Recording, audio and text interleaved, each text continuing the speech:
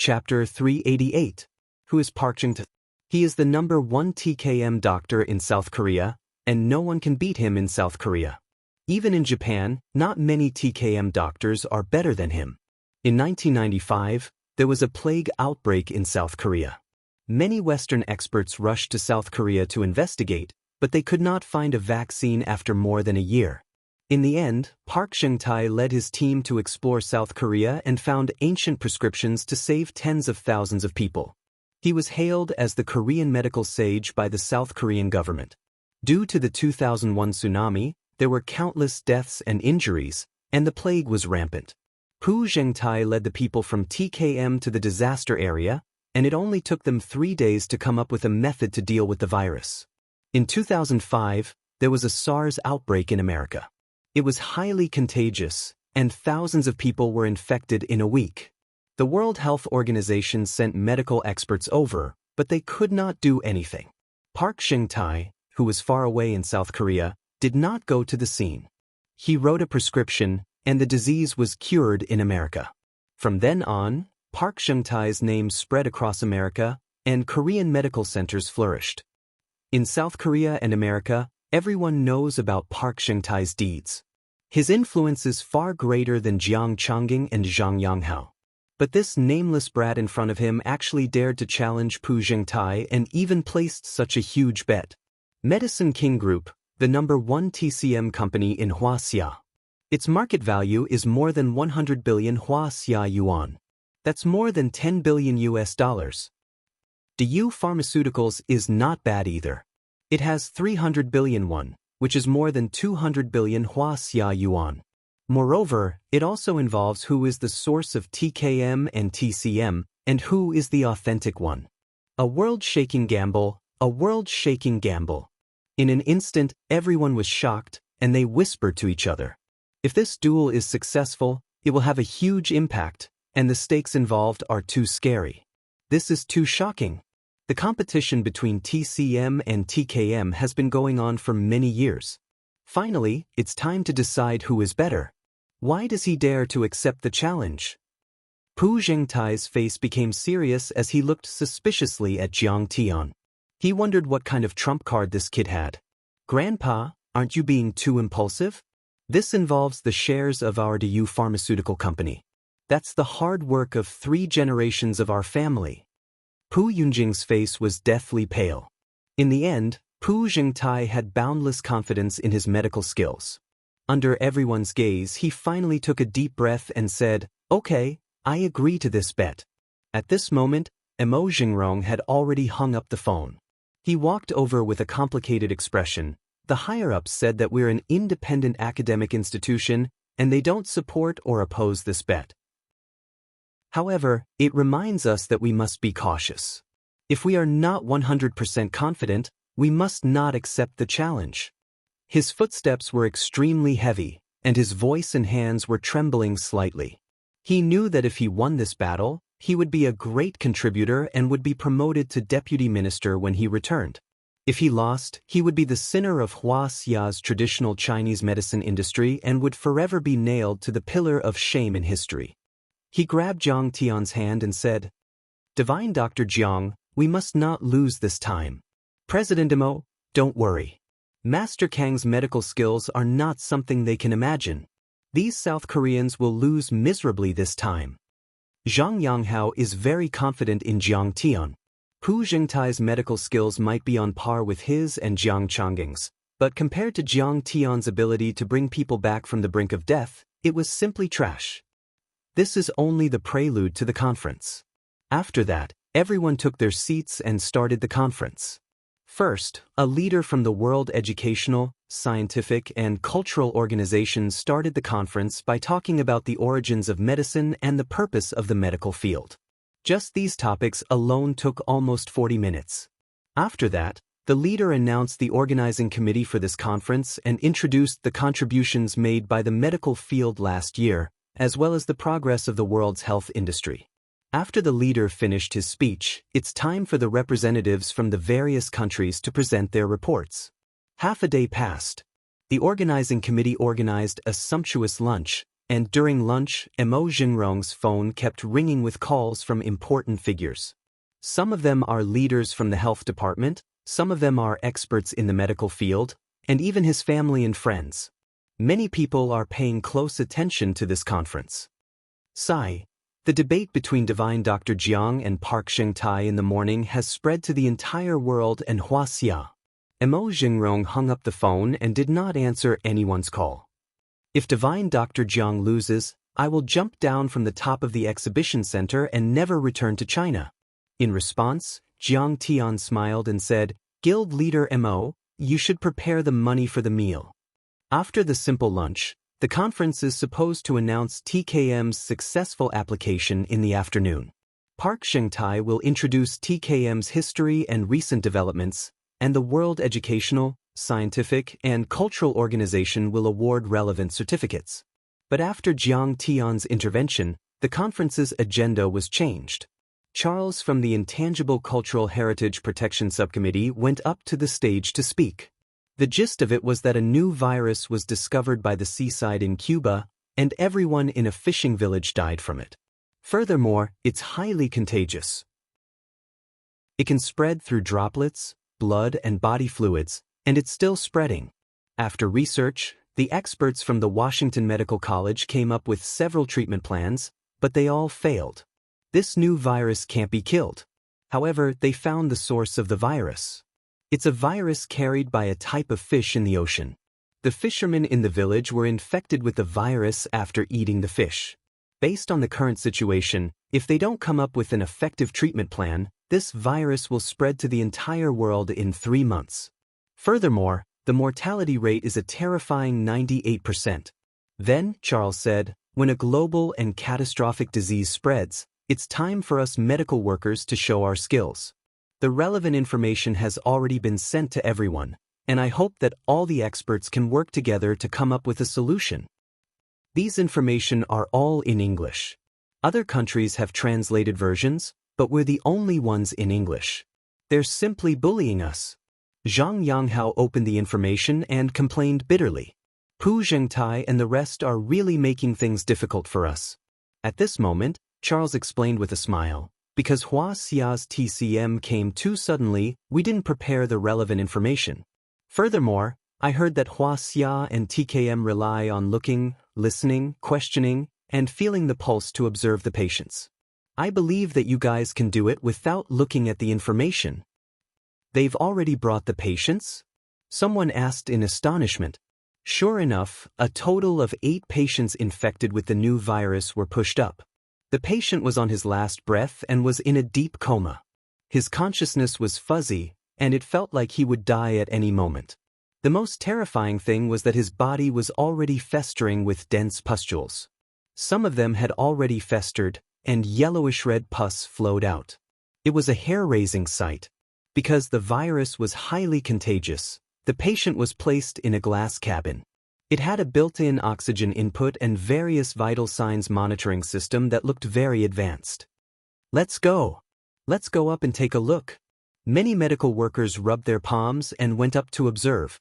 It was said that heroes were born in troubled times, and it was the same for medical workers. This was really the time for them to make a name for themselves. The patient's heartbeat is very weak. I'm afraid that he won't be able to withstand the antiviral drugs. A professor in the field of infectious diseases said with a grave expression. We've already used the usual antiviral drugs, and it's twice the usual dosage. Someone looked at the patient's case and was at a loss. At this moment, Pu Zhengtai took a look and straightened his back. He stood with his hands behind his back and said, I can treat this disease. Yunjing, bring the medicine. Pu Yunjing immediately walked in with a bowl of medicinal concoction. The medicinal concoction looked yellow and exuded a rich medicinal fragrance. It was obvious that it was brewed with expensive medicinal herbs. He didn't even need to brew the medicine. He clearly knew about the relevant information in advance. This is cheating. Zhang Yanghao said angrily. The medicine isn't steaming. It's already cold. It's clearly prepared in advance. This is too unfair. We protest. Many doctors were so angry that their eyes turned red. At that moment, They realized that the person in charge of the Intangible Cultural Heritage Group, Charles, was in cahoots with Pu Zhengtai's family. Pu Zhengtai also smiled and said faintly, "I never knew that there would be such a patient coming out. However, this medicine of mine can kill many kinds of viruses." The other party came prepared. "How are we supposed to compete? This matter is uncertain." For a moment, many doctors felt uneasy and worried for Jiang Tian. Mr. Jiang, if you're so capable, choose a patient to treat. This time, I'll make you accept your defeat wholeheartedly." Pu Yunjing chose a patient, opened the glass capsule, and fed the patient the medicine. She waited quietly for any changes. Pu Zhengtai looked at Jiang Tian and said coldly, "Mr. Jiang, this is our bet today. If I can cure him, it's my win. If you can cure him, it's your win." "Sure." Jiang Tian's expression was calm, but he had no intention of treating the patient. "Why aren't the doctors of Wuxia doing anything? The patient's condition is so serious that even Western medicine can't do anything. What can they do?" But Pu Zhengtai has a way. He can definitely cure the patient. This time, Chinese medicine is bound to lose. They can only become a vassal of TKM. Yeah, they can't even keep the name left behind by their ancestors. How pitiful! Soon, half an hour had passed. Everyone looked at Jiang Tian and the others and started to talk and mock them. "Yeah, didn't Miracle Dr. Jiang say that he has a way? Why isn't he treating the patient?" Seeing that Jiang Tian was not treating the patient, a few young doctors in the Chinese medicine team started to talk anxiously. One of them was a young female professor from Wuxia Chinese Medicine Academy called Yang Rongyan. She crossed her arms and said disdainfully, "Sai, do you really think that he has any medical skills? I've never heard of it. He's only good at talking. I heard that he was once a visiting professor in Jinling Pharmaceutical University. The Fersky Laboratory of the Medicine King Corporation was established by him." Someone still had some confidence in Jiang Tian and said, "Professor Huang Zhihui of the Fersky Laboratory won the Nobel Prize in Medicine. The laboratory's research ability can even surpass your university." Yang Rongyan smiled in disdain. "Don't you know how corrupt the universities are? The Medicine King Corporation is so rich. Isn't it easy for Jiang Tian to gain some fame?" This is a halo created for the rich second generation to take over the company. Only with a reputation can people be convinced in the future. Chapter 389. If he's capable, he would have done it long ago. Why would he wait until now? It's a pity that he's putting the fate of Chinese medicine on the line just to please the crowd. He's too selfish. Hearing her words, many people became anxious. Divine Dr. Jiang can't treat him. What should we do? We're in trouble. Unknowingly, an hour had passed. Zhang Yanghao looked at Park Shengtai and said, "Mr. Park, you've been using the medicine for so long. Why isn't there any effect?" "You don't even know that? TKM is different from Western medicine. We need time to treat the symptoms and root cause. We need to wait at least 3 hours for there to be an obvious effect," Park Shengtai said mockingly. But at that moment, the patient's body suddenly spasmed. He opened his mouth and spat out a mouthful of blood. Then, all the vital signs monitoring the patient's vitals beeped and the red light flashed. His heartbeat is weakening. Respiratory failure. His body temperature is dropping. His heartbeat has stopped and he's in shock. Should we resuscitate him with electric shock? Everyone exclaimed. Park Shengtai was sweating profusely. He panicked and pulled Park Yunjing aside. He whispered anxiously, "What's going on? Didn't the experiments say that it's effective?" Park Yunjing frowned and said, "This virus will mutate on its own. Usually, it will mutate once every 3 days. It seems that the virus and its characteristics have mutated, so the medicine we prepared in advance is ineffective. The patient's breathing and heart have stopped. He's dead." Someone lamented. "This virus is too strange. Western medicine has been defeated. I didn't expect TKM to fail as well. Are we just going to let this virus spread freely? Isn't this the end of the world?" Just when everyone was in despair, an indifferent voice suddenly echoed in the hall. "Is he dead?" He's just faking his death. A bunch of ignorant and fearless quacks. They're no less than the white-clothed butcher. That sentence was like throwing a tantrum. It could be said that it scolded all the medical experts who tried to treat the patient. Immediately, everyone turned to look at Jiang Tian. Their eyes were burning with anger. If looks could kill, Jiang Tian would have died 100 times. Shameless boasting. If you say that Mr. Park is a quack, then what are you? You're not even a doctor. Zheng Chuha pointed at Jiang Tian and scolded. Humph, Mr. Park doesn't have a solution, as if you have a solution. The patient's condition is very serious. This is just a normal medical accident. Murder. You're slandering me. Many TKM doctors were looking for Jiang Tian to help Pu Zhengtai. Jiang Tian, do you think you're so great? My grandfather can't do it, but you can? At least my grandfather is willing to try, but you don't even have the courage to try. You've still lost this round. Pu Yunjing put her hands on her hips and ground her fine silver teeth. Her face was full of disdain as she argued unreasonably. I have a pill that can cure all diseases. Jiang Tian smiled indifferently. With a wave of his hand, a small medicine bottle suddenly appeared. He handed it to Zhang Yanghao and said, "Feed it to them." Hiss. As soon as these words came out, everyone was shocked. They all sucked in a breath of cold air and looked at Jiang Tian as if they were looking at a monster. Isn't his tone too arrogant?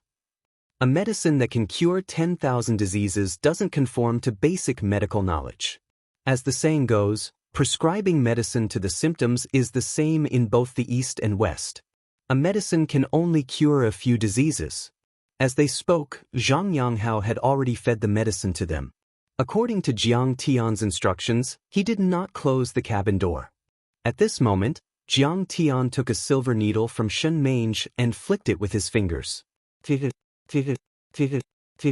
Countless silver needles were shot into the acupoints of the patient who was declared dead. Is this Hua Xia's acupuncture? This is Hua Xia's flying needle technique, also known as qi manipulation. It's really qi manipulation. Look, he's not even touching the silver needles, but the silver needles are vibrating rhythmically. This is too magical. Mysterious TCM. Someone exclaimed and looked at Jiang Tian in a different light. His accuracy in identifying acupoints and his acupuncture technique is truly unparalleled. Even Yang Rongyan was dumbfounded with her eyes widened. She was born in a medical family and taught in a famous university. She was knowledgeable and knew many famous doctors. But when it came to acupuncture, Jiang Tian could be said to be unparalleled in Huaxia. She had never seen such magical acupuncture technique. This young man from Huaxia is an expert. This was the first time that Pu Zhengtai had a grave expression on his face. His brows were locked together as an unprecedented sense of danger surged in his heart. He can't possibly be able to treat this patient, right? Pu Yunjing's face was as pale as paper as her hands trembled. So he does have some skills. The faces of Zheng Chuha and many TKM supporters changed. The patient's heart has recovered. The patient is breathing. He's awake. He's opening his eyes. Everyone exclaimed in disbelief. Under Jiang Tian's magical acupuncture technique, the patient actually opened his eyes and his heartbeat became stronger. Then, everyone saw a shocking scene. The patient's festering skin was healing at a speed visible to the naked eye. The skin was bright and clean as if it was reborn. Oh my God! The wound is healing at such a speed. This is too terrifying. A miracle! This is definitely a miracle in the history of medicine. No, even a miracle can't be described. This is a miracle. Only a God can do this. Oh my God, what did I just see? Unbelievable! Could it be that the omnipotent God has descended? The entire venue was filled with exclamations. Everyone looked at the magical scene in shock as they looked at Jiang Tian, who was standing with his hands behind his back. Half an hour later, all the patient's skin was healed and they stood up one by one. Oh my God, where am I? Am I dead? Many patients asked in disbelief as they looked at their bodies that seemed to have been reborn. You're already healed because you've met the real God. Many Western medicine doctors said with a smile. Old Master Jiang, today, Divine Dr. Jiang defeated TKM and saved Chinese medicine by himself. He's famous in the international medical community. Zhang Yanghao looked at Jiang Tian's back with respect as if he was looking at a god. Yeah, not bad. Jiang Changing nodded proudly. He had always been modest and polite, but he couldn't suppress the pride in his heart at this moment. That's my grandson, you know. Divine Dr. Jiang is indeed a divine doctor. He did it. He actually did it. Emo Jingrong shed tears of excitement. That's amazing. In the history of Chinese medicine in Wuxia, there has never been such an amazing doctor. He's a god. Yang Rongyan's impression of Jiang Tian had completely changed. He was dumbfounded. That's amazing. This is the miracle of Chinese medicine. Many Chinese medicine doctors hugged each other, jumping, crying, and laughing. Tears flew everywhere, but they were tears of joy, tears of pride, and tears of excitement. They could hold their heads high. Did you see that? Chinese medicine isn't bad at all. Chinese medicine shouldn't die out. Did you see that? Chinese medicine is such a precious treasure. It's a loss for the world to reject Chinese medicine. Did you see that? Chinese medicine is better. Chinese medicine is the source of TKM and Chinese medicine. There were even people who looked at the representatives of Western medicine, Korean medicine, Eastern Chinese medicine, and other medical schools and shouted with tears in their eyes. They were almost screaming. This was a form of catharsis. After all, Chinese medicine had been suppressed by TKM for too long. The world only knew about TKM, but not Chinese medicine. TKM had plagiarized the essence of TCM, but they refused to admit it and set up another mountain. They even wanted to apply for the World Heritage Site. They even inverted the truth and slandered TKM as the source of TCM. They were simply forgetting their ancestors. Chinese medicine is indeed amazing. It's like a miracle. Many Western medicine and Chinese medicine doctors nodded and sighed. Mr. Zhang's medical skills are like a god. It's beyond the limits of human knowledge. It has already explored an unknown territory. Experts from more than 50 countries around the world bowed slightly to Jiang Tian, expressing their utmost respect to this medical expert. He cured me. Park Shengtai's expression changed drastically. Shock, defeat, dejection, humiliation, anger, and hatred flashed across his face. But in the end, his expression darkened. He lowered his head and was about to leave. At that moment, Jiang Tian looked at Park Shengtai and said coldly, "Mr. Park, are you in such a hurry to leave?" Emo Jingrong even reached out to block his path and said, "Mr. Park Shengtai, have you forgotten your bet with Divine Dr. Jiang? There are so many witnesses and media at the scene. This matter is of great importance. We respect UNESCO's decision." Park Shengtai's face was covered in sweat. Park Yunjing looked at Charles for help. Charles stood up and walked slowly to the stage. He pondered for a while and said, "It's obvious that Mr. Zhang's treatment is better than Park Shengtai's in this competition." Park Yunjing frowned. Could it be that this old bastard is going to eat his fill and not admit it? You said that you would help me. But the next moment, Charles changed the topic and said with a smile, "As for whether Mr. Jiang won or not, we can't make a hasty decision. But isn't it obvious? Yeah, the patient can stand up. After testing, the virus in her body has disappeared." Many Chinese medicine doctors were indignant. First of all, did Mr. Jiang use pure Chinese medicine? We all know that Chinese medicine is known for treating symptoms and root causes. But at the same time, the effect is very slow. It usually takes dozens of days to take effect. But the effect of Mr. Zhang's medicine is so fast and obvious. So, Mr. Zhang's medicine needs to be tested. Charles said calmly. What? He said that Mr. Jiang used Western medicine? But is there any Western medicine in the world that has such a good effect? That's slander. That's slander. Many Chinese medicine doctors were so angry that they almost fainted. They shouted loudly, "If you disturb the order of the venue again, I'll ask the security to kick you out." Charles said arrogantly, "Let him speak." Jiang Tian said calmly, Second of all, even if Mr. Jiang used pure Chinese medicine and traditional Chinese medicine, does this mean that Mr. Jiang's medical skills are better than Mr. Park Xingtai's? There's an old saying in Wuxia, horses have messed up hooves, and people make mistakes. It means that even the best person will make mistakes. I believe that Mr. Park Xingtai just made a mistake, and Mr. Jiang just happened to encounter a case that he's good at. Charles said with an elegant demeanor, so, this doesn't prove that Mr. Jiang's medical skills are better than Mr. Park Xingtai's. Chapter 390. When everyone heard this, they were enraged. They wanted nothing more than to rush onto the stage and tear Charles into pieces. This is simply bullying.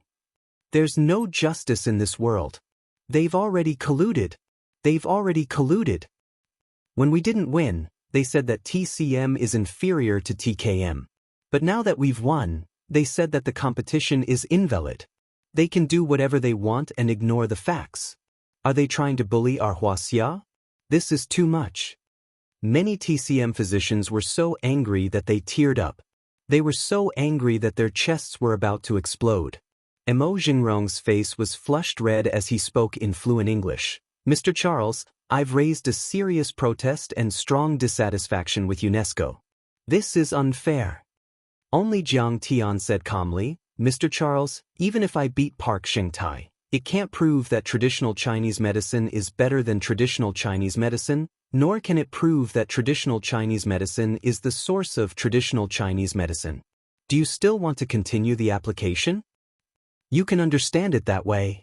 Charles casually shrugged as his calm and dignified voice resounded throughout the venue.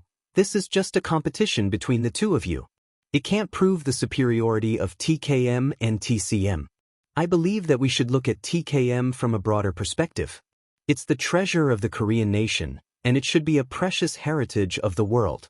Enough. Jiang Tian couldn't be bothered to listen to his nonsense and directly interrupted. Charles immediately announced that TKM's application has failed.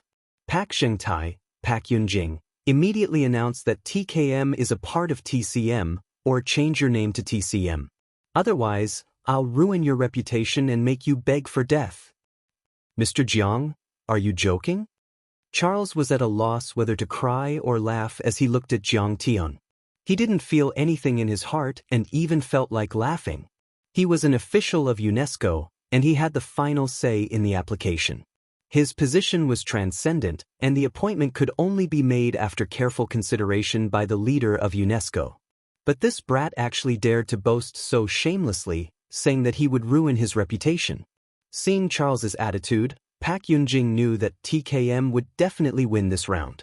Like a high and mighty princess, she looked down at Jiang Tian and sneered, Mr. Jiang, do you know that this is already considered a personal threat? I can sue you. But I also understand the feelings of a loser, so I won't bicker with you. Mr. Jiang, you heard what Mr. Charles said. Daoist Pharmaceutical Company will not give it to you either. Because I also suspect that you are cheating. You are using Western medicine. Pu Zhengtai stood with his hands behind his back and sneered. This is obviously an illegal bet. If he insists on snatching it, then let's go to court. Zheng Chuha also sneered in agreement. It was no exaggeration to say that this bomb could not only blow up the results of the application of TKM by Park Xingtai's family, but also destroy UNESCO. Many years later, when everyone drank a glass of wine in the bar and recalled the young man who made a scene at the application of TKM, they could not help but shake their heads and sigh. They gave a thumbs up and praised, that Wuxia kid is simply too ruthless. This is the biggest scandal in the history of our UNESCO. Charles is the biggest shame in our history. The officials of UNESCO were all livid. They looked at Charles as if they could kill him. Turn off the power. Pu Yunjing only felt dizzy.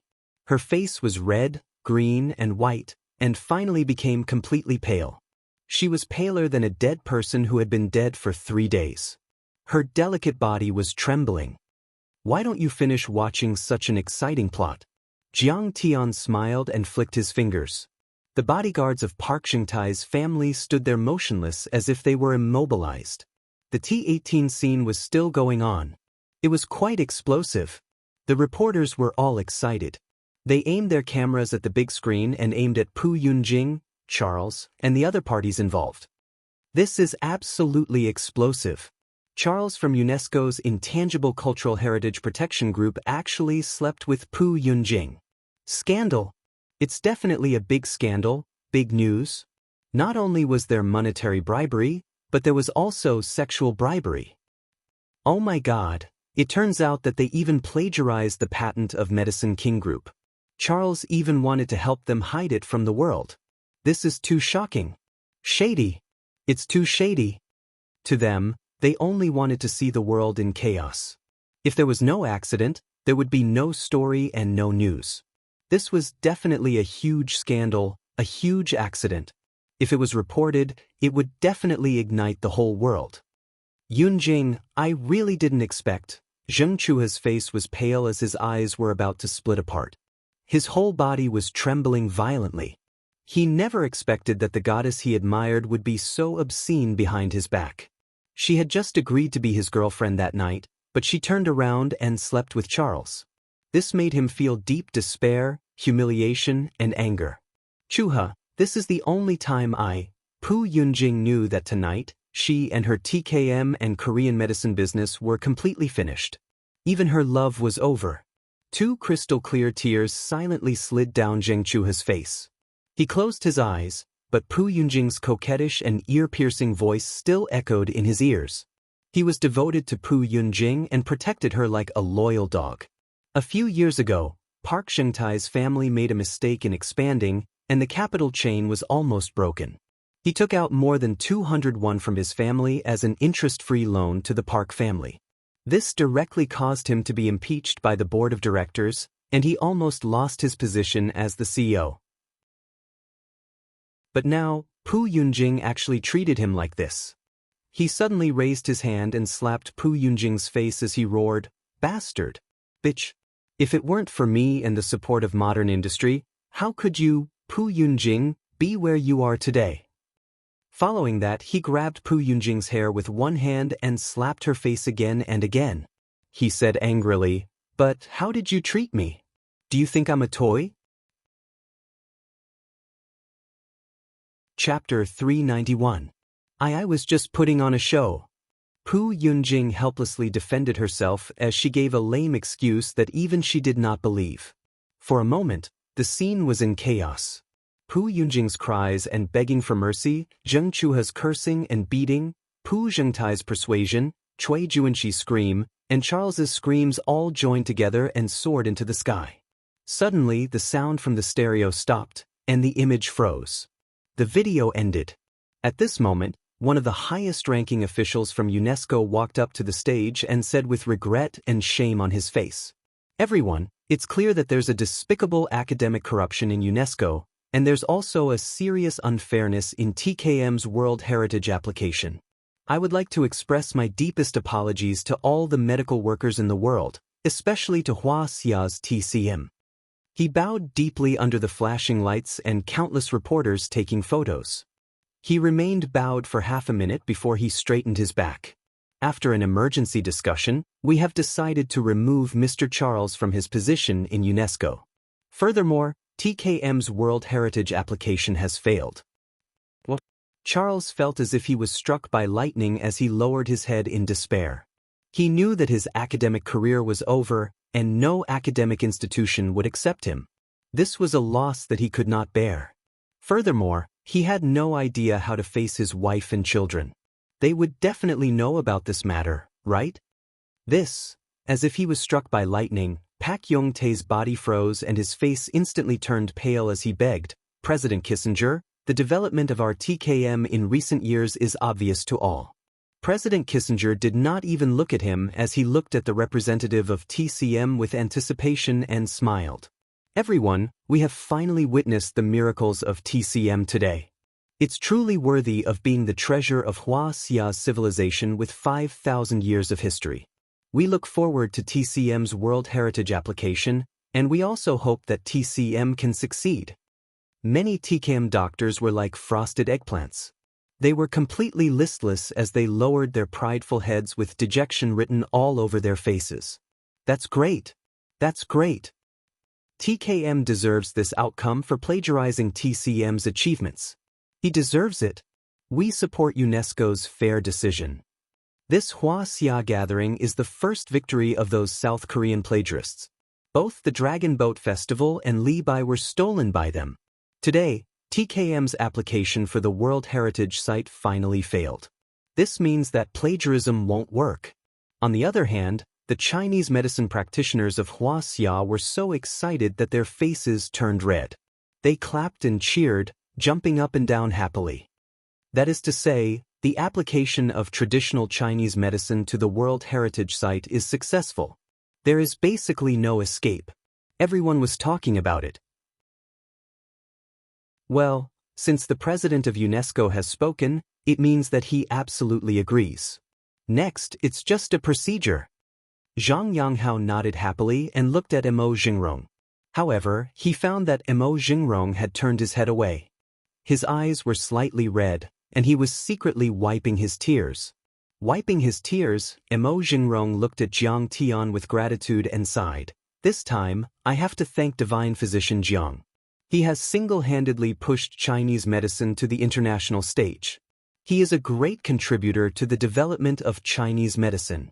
Since the founding of the People's Republic of China, there is no one who can compare to him in terms of the development of traditional Chinese medicine.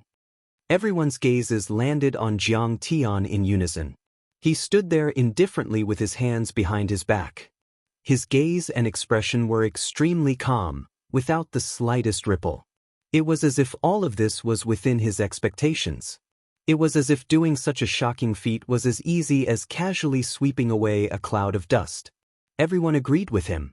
In fact, Jiang Tian did not have much involvement in the Chinese medicine industry. He only did 2 or 3 things, and they were enough to leave a mark in history.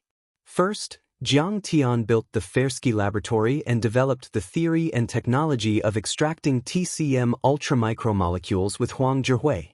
This gave birth to Wuxia's first Nobel Prize in medicine.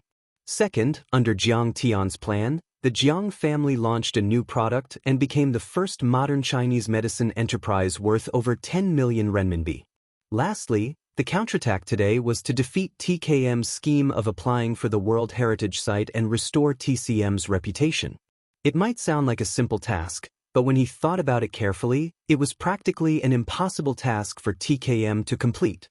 Regardless of Pak Chung-tae's medical skills, Pak Yunjing and Charles's secret alliance, or Pak Chung-tae's family's influence in South Korea, they are all unshakable. But none of these things can be shaken. In front of Jiang Tian, they were like paper dolls or sandcastles. With a wave of his hand, they shattered and collapsed. Among them, whether it was Jiang Tian's superb medical skills, his eloquence in the battle of words, or his terrifying scheming in taking out the video in the end, none of them could compare to him. They were all in awe of him. What is this called? This is called being annihilated in the blink of an eye. Someone sighed. That's right. This is too awesome. Everyone looked at Jiang Tian in unison, not knowing how to sigh for a moment. After that, President Kissinger announced the end of the meeting, and everyone left the venue. During the whole process, many judges, officials, and medical experts from all over the world shook hands with Jiang Tian and Wuxia's TCM doctors and invited them for an academic exchange. As for Park Sheng-tai and the other TKM doctors, they did not even look at them. Many people know this. After this battle, TKM's decades of hard work will be destroyed, and the world will abandon them. As for TCM, it will go global and step onto the world's medical stage. Park Sheng-tai, you better remember to fulfill your end of the bet. Don't wait for me to take away your DU pharmaceutical company's assets. I don't have time for that. You better come to me yourself. Jiang Tian smiled and left. Do you think I will give up? Park Sheng-tai's face turned pale, and he waved his arms angrily. No, Tim did not lose. I, Park Sheng-tai, did not lose. You will not get what you want. This is South Korea, not Wuxia. This is not a place where you TCM doctors can do whatever you want. This incident spread like wildfire throughout South Korea, Wuxia, and the rest of the world. Many media outlets were present at the scene, and they reported on this incident. Soon, this incident became the headlines of many media outlets. This is simply too heaven-defying. Wuxia's TCM is amazing. Many medical professors and researchers were studying that magical video, and they were shocked by it. This is the best way to show our country's strength. That's right. He had foiled the Koreans' conspiracy. This is awesome. Many Chinese physicians were elated. Miracle Dr. Jiang Tian had become a national hero in everyone's hearts. Although the South Korean government had restricted Park Yunjing's video and asked the reporters to delete it out of humanitarian reasons, the sex bribery scandal still spread. I thought TKM is amazing, but it turns out it was all because of selling its body. TCM is the source of TKM and is the best. We must choose TCM in the future and reject TKM. TKM is cheating the world and plagiarizing TCM's achievements. We must boycott them. They are thieves and we must chase them out of our cities. Places like Washington, New York, London, etc. have strong IP protection. Many citizens are disgusted by Park Yunjing's sexual bribery and TKM's actions. Some people even took action. They put up banners in front of TKM's clinics and protested loudly. Soon, TKM is like a rat on the street, and everyone wants to beat it up. Even in more chaotic cities like New York and Detroit, there were even cases of hooligans taking advantage of the situation and looting Korean medical centers. So, Mr. Jiang went to Silver Hall to do this. This is amazing. At 8 p.m., Li Huiyan, who was dressed to the nines, saw the news and was shocked. Even though she did not follow this incident, many of her friends in the entertainment industry are following this incident. They know she is in South Korea and forwarded the news to her. They even asked her to get Jiang Tian's autograph. She was even a little regretful that she should have followed Jiang Tian to the Silver Hall in the morning, because Yin Dongyuan brought her around his company like he was showing off his wealth, but they didn't reach any cooperation. I wonder if Jiang Tian will reply to me if I contact him now. Li Huiyan thought to herself. Li Huiyan knows there is no need to trouble two people for the same thing. If she wants to cooperate in South Korea, she will either not hug Jiang Tian's thigh or hug Jiang Tian's thigh. This showed his trust and loyalty to a person. Li Huiyan had left with Yin Dongyuan in the morning, and it will be taboo for her to look for Jiang Tian again. Are you talking about that Mr. Jiang we met in the Silver Hall this morning? Yin Dongyuan asked with a smile. Yes. Li Huiyan immediately keeps her phone. He is in trouble. Yin Dongyuan swirled his wine glass and said, he might not even be able to walk out of South Korea alive. Chapter 392. What did you say? Li Huiyan asked in disbelief. Mr. Jiang is very famous in Wuxia, and he has a terrifying influence in South and East China. Don't tell me that you guys want to make a move. It's a pity that he is in Wuxia. Yin Dongyuan smiled and replied in disdain, no wonder you wanted to follow him this morning. So it turns out that he's the young master of the Medicine King Corporation. I didn't know about it before, and I only found out about it after watching the news today. But you should be glad that you did not go with him. If you went with him, you might be a corpse by now. But Li Huiyan's heart was pounding. Yin Dongyuan shook his head. The Park family had suffered a great loss this time, and Park Yunjing had hired a hitman to make a move. Furthermore, you should know that this is a national humiliation for South Korea. All the government will support the Park family. How can you guys do this? Li Huiyan's heart sank as she took out her phone to call Jiang Tian to remind him to be careful. Seeing this, Yin Dongyuan snatched her phone and said with a dark face, Ms. Li, you better respect yourself and make a choice that suits you. Don't get yourself into trouble. Give me back my phone. Li Huiyan snapped and tried to snatch her phone back. Yin Dongyuan placed the phone into the ice bucket filled with red wine. The phone was soaked, and the screen turned black. Shrugging his shoulders, Yin Dongyuan smiled. Now that your phone is broken, we should enjoy this wonderful night together. You can't save him and no one can save him. You're shameless. Li Huiyan said angrily. Let's go. Accompany me to meet my friends. They will be beneficial to you. Yin Dongyuan was not angry and laughed. Furthermore, you will meet the palace master of Tanjun Daoist Palace later. I heard that she is looking for a music teacher, and your singing is pretty good. Do you know what it means if you become her music teacher? I don't care. I'm leaving. Li Huiyan waved her hand and left. She wanted to find a phone to inform Jiang Tian. Yin Dongyuan grabbed her wrist and pulled her into his arms. He said coldly, "Don't you know how influential you are in Wuxia? You don't even have the chance to work with the South Korean film industry, let alone those big productions. Do you know what it means to come with me? Please maintain your gentlemanly demeanor. Show some respect and let me go." Li Huiyan pulled with all her strength, leaving a few bruises on her wrist, but she couldn't get rid of his hand. Respect. Yin Dongyuan smiled coldly and said, "Don't pretend to be noble and virtuous. Everyone knows the rules of this circle. Don't pretend to be virtuous. If you want to get those resources, you have to accompany me tonight. If not, I can ban you from South Korea, and you will not be able to get any roles." Since they had shed all pretense of cordiality, Yin Dongyuan might as well reveal his true intentions and threaten them verbally. Hearing this, Li Huiyan's face turned pale. She knew that Yin Dongyuan was not trying to scare her.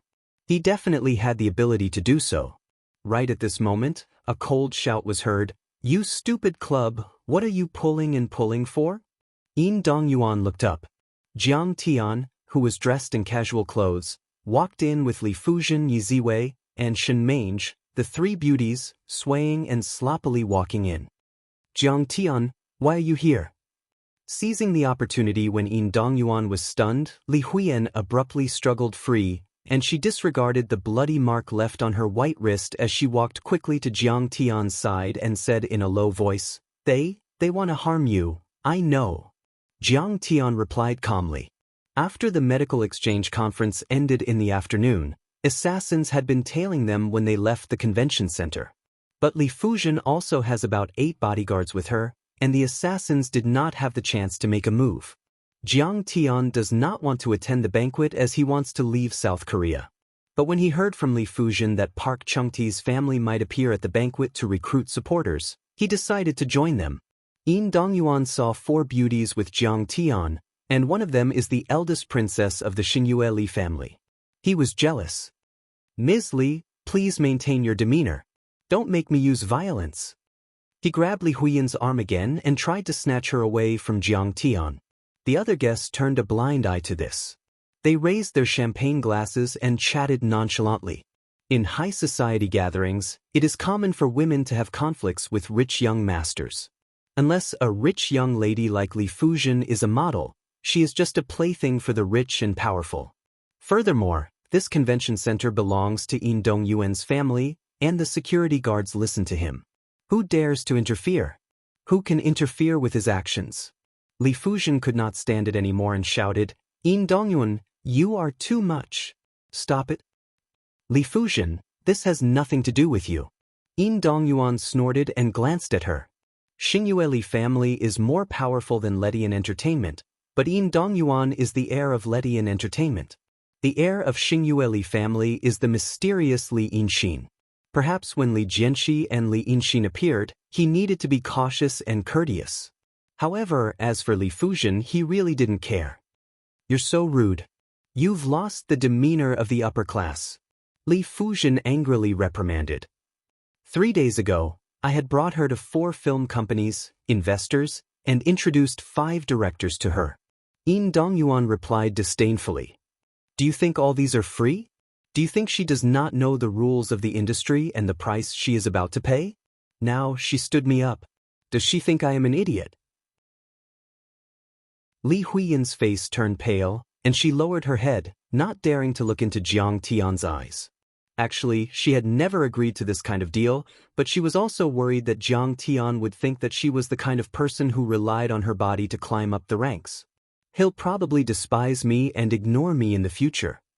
Li Fujian looked at Jiang Tian helplessly. If she is Jiang Tian's woman, or even his friend, she will help him. But now, she feels that this vase is not qualified to be Jiang Tian's friend. Just when Li Huiyan is in despair, Jiang Tian said calmly. You idiot! You don't know what's going on. What did you say? Yin Dongyuan's eyes turned red, and he gritted his teeth. This brat is too arrogant. His words are all about idiots, just like what the rumors say. He stepped on Zheng Chuhe and Pu Yunjing in the morning, and now he wants to step on me? Idiot! Your hearing is too bad. Jiang Tian took a glass of champagne from Li Fuzhen and looked down at Yin Dongyuan. Li Huiyan is willing to act in your movie, and she is giving you all face. You're really a toad lusting after a swan's meat. Li Huiyan looked at Jiang Tian in disbelief. She was filled with gratitude. She didn't think that Jiang Tian would be willing to speak up for her, and in such a domineering manner. Yin Dongyuan was so angry that his liver trembled. You're twisting words and forcing logic. Everyone knows that our South Korean film industry is more developed than yours. She made use of my resources and she has to pay the price. Get lost. Li Fuzhen saw Jiang Tian's attitude and immediately points at Yin Dongyuan. How dare you speak to Master Kong in this manner? Are you seeking death? Miss Li, Mr. Yin, what is going on? When Li Fuzhen spoke to Yin Dongyuan again, a few big shots from the entertainment industry came over to ask about the situation. Yin Dongyuan can bully a Wuxia celebrity like Li Huiyan, but it is a big deal when Li Fuzhen is involved. If Li Fuzhen bullies Yin Dongyuan, the entire South Korean film industry will be embarrassed. That's why they came over to help Yin Dongyuan. These few big shots from the entertainment industry are famous investors and directors. One of them, Yin Digwe, had won South Korea's Golden Bell Award for Best Director and an Oscar Award. He had won countless awards, and his hands are sore. Yin Dongyuan started to tell Li Huiyan about how she seduced him and is willing to spend a few nights with him to introduce investors to him. But Yin Dongyuan abhorred such behavior and sternly refused. Now, Li Huiyan brought her assistant and friends to pester and threaten him. You are slandering me. Li Huiyan almost cried when she heard what Yin Digwe said. Yin Digwe laughed. Wuxia's film industry is filthy, and I did not expect Miss Li to bring these bad habits to our South Korea. Damn it. Yin Digwe looks at Li Huiyan coldly and sneered. I am representing the South Korean film industry to announce that we will ban Miss Li Huiyan forever. Please leave. You all are bullying me. What right do you all have to ban me? Li Huiyan cried. Because Mr. Yin Digwe is South Korea's most famous director and the president of South Korea's Film and Television Association. Yin Dongyuan laughed and said with a dark expression. Miss Li Huiyan, if you are willing to come to my villa in West Water Cave tonight to apologize to me, I might ask Mr. Yin Digwe to take back his order. Yin Dongyuan is determined to get what he wants. He does not believe Li Huiyan is willing to give up the South Korean market and opportunities. He had played this kind of trick too many times, and it worked every time. No one could withstand this kind of terrifying pressure. Many South Korean film industry moguls are looking at Li Huiyan like a cat playing with a mouse. I will not apologize to you. Dream on. Li Huiyan took a deep breath and said coldly. Yin Dongyuan's face froze and he laughed. Have you considered it carefully? Do you know what you are rejecting? If I am willing, we will let you win the Big Bell Award soon. Li Huiyan looked at Jiang Tian and said firmly. I know, but I refuse. Are you retarded? Yin Dongyuan asked in disbelief. You are the one who is retarded. Jiang Tian laughed. What's so great about the Big Bell Award? What's so great about the Oscars? It's like trash. You think you can fool girls with this thing and these ridiculous chips? You're really confident. What a joke. Chapter 393. Why are you glaring at me? I'm teaching you how to pick up girls. Ignoring Yin Dongyuan's flushed face, Jiang Tian said unhurriedly, let me tell you, if you want to chase a girl, you have to put in a lot of money. You have to use real money. Taking out $1 billion or so to buy a yacht and give it away, that's what you call sincerity and courage. Someone like you, who doesn't even want to spend a single drop of blood to win a girl's heart, you're really poor. A toad lusting after a swan's flesh. Good. Very good. You dare to pick on me? I will make you regret it. Yin Dongyuan's face was ashen, and then he pointed at Jiang Tian with a hideous grin and said loudly, "Everyone, this is our highest level of celebration, the gathering place of many high-ranking officials, rich people and famous people. But why is there a doctor from Wuxia here? She's a scammer. She even slandered our Tikim's doctor." In an instant, everyone's gazes shot over. There was some disdain, some hatred, and some hostility. Li Huiyan's face turned red. At the same time, Park Yongtae stepped forward and pointed at Jiang Tian. "He's the one who slandered our TKM and caused our application to fail. He's the enemy of the entire country. Oh, so he's the one who started a war with our TKM and messed up our application. That girl from Wuxia not only offended Yin Dongyuan, but she's also with the culprit. She's in trouble now. Yin Dongyuan is a vengeful person, and he's hard to deal with. Now that she's with this doctor from Wuxia, it's the same as going against the entire South Korea. She will be torn to pieces." Many tycoons, high-ranking officials, and celebrities in South Korea looked at Jiang Tian and Li Huiyan with mockery, sympathy, and gloating. "Yin Dongyuan, Park Yongtae? Are you trying to chase me out?" Jiang Tian smiled faintly and said, "Pujing, you idiot. I originally wanted to let you off, but you sent assassins to tail me. Now, you even came here to deliver your head to me recklessly. Looks like I have no choice but to kill you." On the side, Li Fuzhen crossed his arms and sneered, the contempt in his eyes overflowing. In many people's eyes, Jiang Tian was Li Fuzhen's friend. The darker ones might even associate him with a boy toy. But in reality, Jiang Tian was the backer of Xingyue Li family, Tanjun's faction, and the South Korean government. Yin Dongyuan and Park Shengtai were just two scumbags. How dare they challenge Jiang Tian? They must be tired of living. "So what if I kick you out?" Yin Dongyuan pointed at Jiang Tian and barked arrogantly, "Those who can attend Tanjun's celebration are all members of South Korea's upper society. Not a single Wuxia was invited. What right do you have to sneak in? Get out of here." He had vaguely heard that there was a peerless expert called Kong Taechu who had repelled the Japanese experts and saved Lord Tanjuan's lineage. It was said that even the palace master of the Tanjun Daoist palace, Li Jinju, treated him like a god, and even the president had to bow down to him. This was a high-class gathering, but the enemy of TKM was here. Wasn't he here to cause trouble? "Do you know that Tanjun's celebration is to welcome me, Kong Taechu?" Jiang Tian smiled. On the side, Li Huiyan's face suddenly changed as she looked at Jiang Tian in disbelief. She had heard of Kong Taechu's name many times in Huaxia's upper society gatherings. They addressed him as Master Kong, saying that he could fly, control lightning, condense energy into weapons, and even drive ghosts. But she never expected that the Master Kong they were talking about was her high school classmate, the Master Kong Jiang Tian that Bai Chofei mentioned. "What are you joking about? That person's name is Kong Taechu, and he's from South Korea. How could he be a Huaxian?" Yin Dongyuan laughed so hard that his teeth almost fell off. He was too far away from the Tanjun Daoist palace, and he didn't have access to the core secrets. Furthermore, the surname Jiang was a prominent surname in South Korea. With his twisted pride, he naturally thought that Kong Taechu was from South Korea. "Ha, you guys are really plagiarizing experts.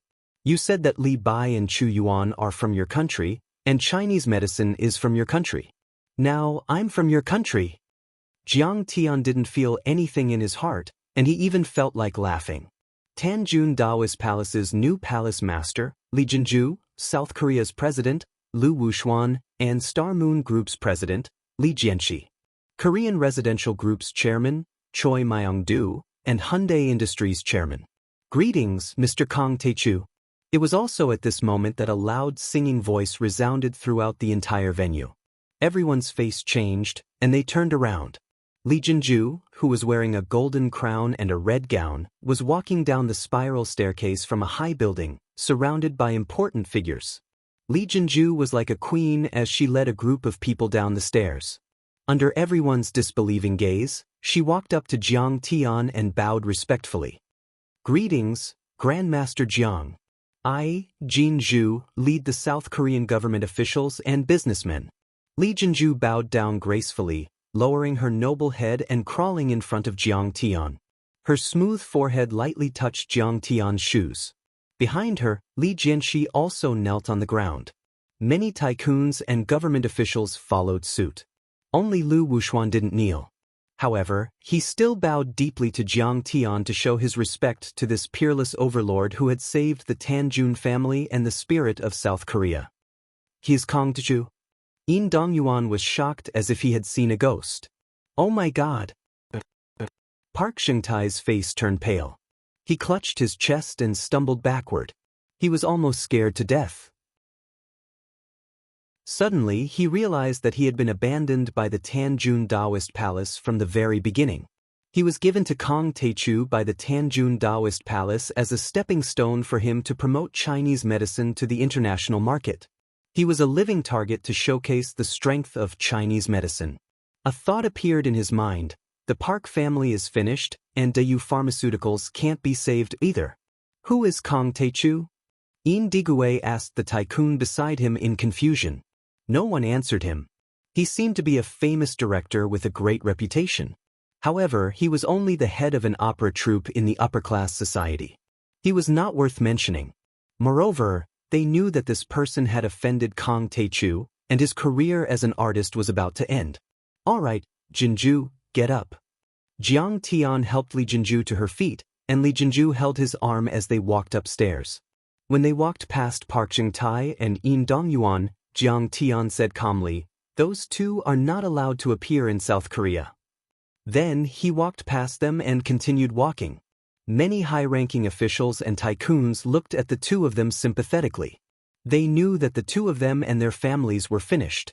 The Chue family of Korea and the Zheng family of Hyundai Industries had received the news before the banquet because they were close to Li Jianxi.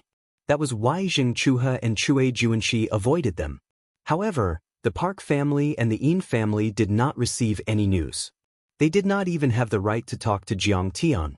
Jiang Tian was the backer of the Tanjun family. Even the South Korean government needed his help. That was because Tan Yong's faction was the only superpower in South Korea. Now that it had fallen, many of its officials and tycoons were exposed to the claws of the world's superpowers. Only Jiang Tiankai could protect him. The current Jiang Tian could annihilate Pu Zhengtai's family and Yin family with a single sentence, let alone just killing two people. When they arrived at the second-floor banquet hall, Lu Wuxuan raised his wine glass and proposed a toast to Jiang Tian. "Mr. Jiang, thank you for saving the Tanjun family and teaching the palace lord of the Dao Palace a peerless skill. Let me propose a toast to the great Mr. Jiang." A toast to the great Mr. Jiang. All the members of the South Korean upper-class society raised their glasses and toasted Jiang Tian. Beside him, Li Huiyan was shocked. The president of South Korea, the head of the Xingyue Li family, the chairman of Hyundai Industries, the president of Hyundai Industries. Why are they all so respectful to him? Because he is a godlike man. Li Jianxi said slowly. Kong Teichu had become a force to be reckoned with. He alone could suppress an entire country. Superpowers like the United States, Japan, Russia, and the European Union might not be afraid of Kong Teichu, but small countries like South Korea and Singapore could only rely on Kong Teichu. Mr. Li is right. Mr. Jiang is the savior of all South Koreans. He is the hero of South Korea. The people around him nodded in agreement. Li Huiyan couldn't believe what she was seeing. But she knew she had made the right choice today. She might finally be qualified to ride on Jiang Tian's coattails. In the next few days, Li Huiyan felt Jiang Tian's power. He was like a god. Yi Ziwei didn't speak Korean well, and Shen Mange didn't understand Korean at all. Li Huiyan, on the other hand, had learned Korean in order to enter the South Korean entertainment industry. So, she acted as the translator during the process of taking over Daoist Pharmaceutical. All the departments in South Korea cooperated with Yi Ziwei. The chiefs, secretaries, chairmen, and CEOs were like subordinates greeting their superiors when they see Yi Ziwei and the rest. In just 3 days, Medicine King Group took over all the shares of Park Shengtai's family. The head of the family that Yin Dongyuan belonged to also led Yin Dongyuan and the senior management of Letian Film and Entertainment Group to apologize to Li Huiyan. Yin Dongyuan was in tears as he slapped himself in the face, saying that he had failed to recognize Mount Tai. Letian Film and Television was tailor-made for Li Huiyan. They were preparing a 300 million won Sino-Korean joint venture female lead movie. Of course, Li Huiyan is the female lead, and Li Huiyan heard the male lead is South Korea's #1 male star, and the director is a famous director from Hollywood. Li Huiyan's career has entered a new chapter, and she said she will try her best to persuade Master Kong to give Letian Film and Entertainment Group a chance. But even so, Yin Dongyuan didn't dare to stay in South Korea anymore. He left for France and went to an art school to study film. Actually, it was to avoid Jiang Tian. After that, South Korea's Ministry of Health and Welfare announced that they will shelve TKM's application for World Heritage Sites and admit that traditional Chinese medicine is the origin of TKM. From now on, TKM will be known as traditional Chinese medicine. Chapter 394. Thus, Pak Yong-tae publicly apologized to China's TCM Association and the Medicine King Corporation for his actions. He was also sentenced to 10 years in prison for patent infringement. On the day of his imprisonment, Park Chung-tae announced in an interview that he would not practice medicine for the rest of his life. After he was released from prison, he would focus on promoting TCM to make up for his crimes. In the Park Chung-tae family, the culprit, Park Yun-jing, was ostracized. She was stripped of all her inheritance rights and was even chased out of the family. Everyone kicks a man who is down, and the Park Chung-tae family hated Park Yun-jing. In fact, they had plagiarized Chinese medicine and Medicine King Group's products and made a fortune in secret. However, she was too high-profile and arrogant. She insisted on applying for Koryo traditional Chinese medicine and squeezing traditional Chinese medicine. The most terrible thing was that she recklessly offended Jiang Taichu, the backer of Lord Tan Daoist Palace. This pushed Pak Chung-tae's family to the point of no return. At the same time, the video of Park Yun-jing and Charles went viral on the internet. After all, this video was full of emotions and emotions. It was very clear and was very enjoyable to watch. It was way better than the 2008 Hong Kong video by photographer Chen. During this period of time, the first sentence on the internet was, "Do you have that for G video?" Pu Yunjing, who had lost her status, wealth, and reputation in one night, whose soul had been torn to shreds by despair, humiliation, resentment, and regret, drank 10 bottles of bamboo charcoal soju that night. In the Daewoo Pharmaceutical Company's headquarters office building, she jumped and fell into a pool of bloody pulp, ending her sad and miserable life. But the South Korean government kept a low profile on this matter, and no media was allowed to report it. They could only say that Park Yun-jing died in a car accident. This shocking news was only secretly circulated within a small circle of the upper class. The battle between TCM and TKM also came to an end with Park Yun-jing's suicide. Park Chung-tae family, the leader of TKM, lost everything. Their assets were seized, their founder was imprisoned, and their CEO committed suicide.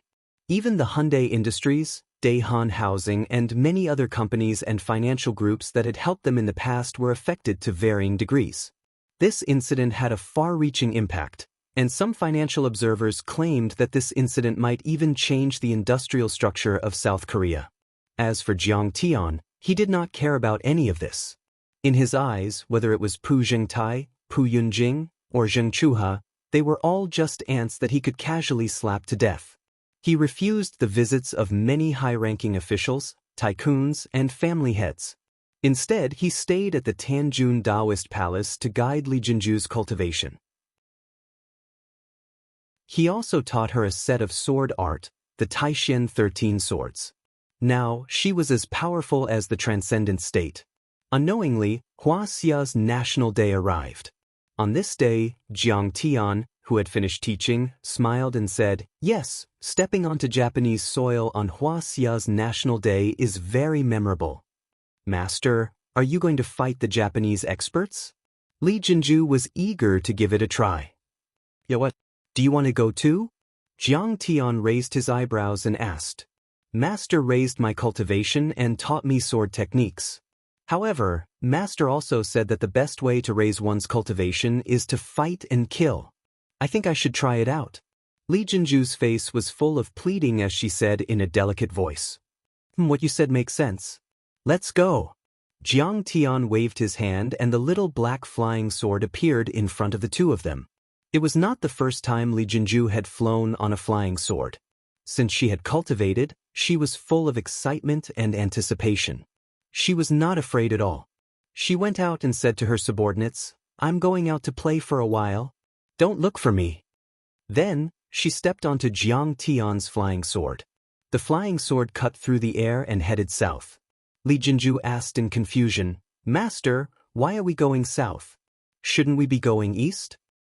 Don't you know that every time Wuxia's National Day, a group of patriots will go there to cause trouble?" Jiang Tian said with a smile. In his previous life, although Jiang Tian was a good-for-nothing, he was actually a nationalistic youth. However, at that time, his ability was limited and he could only stop there. To put it bluntly, he was the keyboard warrior that everyone despised on the internet. However, things were different in this life. With Jiang Tian's ability, he could easily sweep away a few Japanese patrol ships. Bang! The flying sword broke through the speed of sound, leaving a trail of white turbulence in its wake. It was so fast that it was breathtaking. Li Jinju hugged Jiang Tian's waist tightly. Her eyes were filled with intoxication. The vast sea stretched as far as the eye could see. A bright moon rose from the sea. A speedboat that was 15 meters long and 3 meters wide sailed out of Ningbo and headed east. On the speedboat, more than a dozen hot-blooded youths were waving red flags. They were in high spirits. This team was formed by a group of patriotic netizens. The members on the boat were very complicated. There were workers, university students, farmers, white-collar workers, boxing coaches, and so on. They came from all over the motherland and spoke with different accents. However, because of the same goal, they were as close as brothers. This speedboat was a high-speed motorboat. If it was equipped with naval cannons and torpedoes, it could be used as a surveillance ship. Of course, the surveillance ship would not support such a disorganized and undisciplined patriotic activity. There was no Wuxia Sea surveillance painted on the hull. It was purely a private recreational speedboat. But for the sake of convenience, they still spray-painted the words, "Family Photo." This motorboat was provided by a young man named Duan Haiyang. This guy was a rich second generation. He was the owner of the hot-blooded Save China Forum. His family was in the seafood business and he was also the organizer of this activity.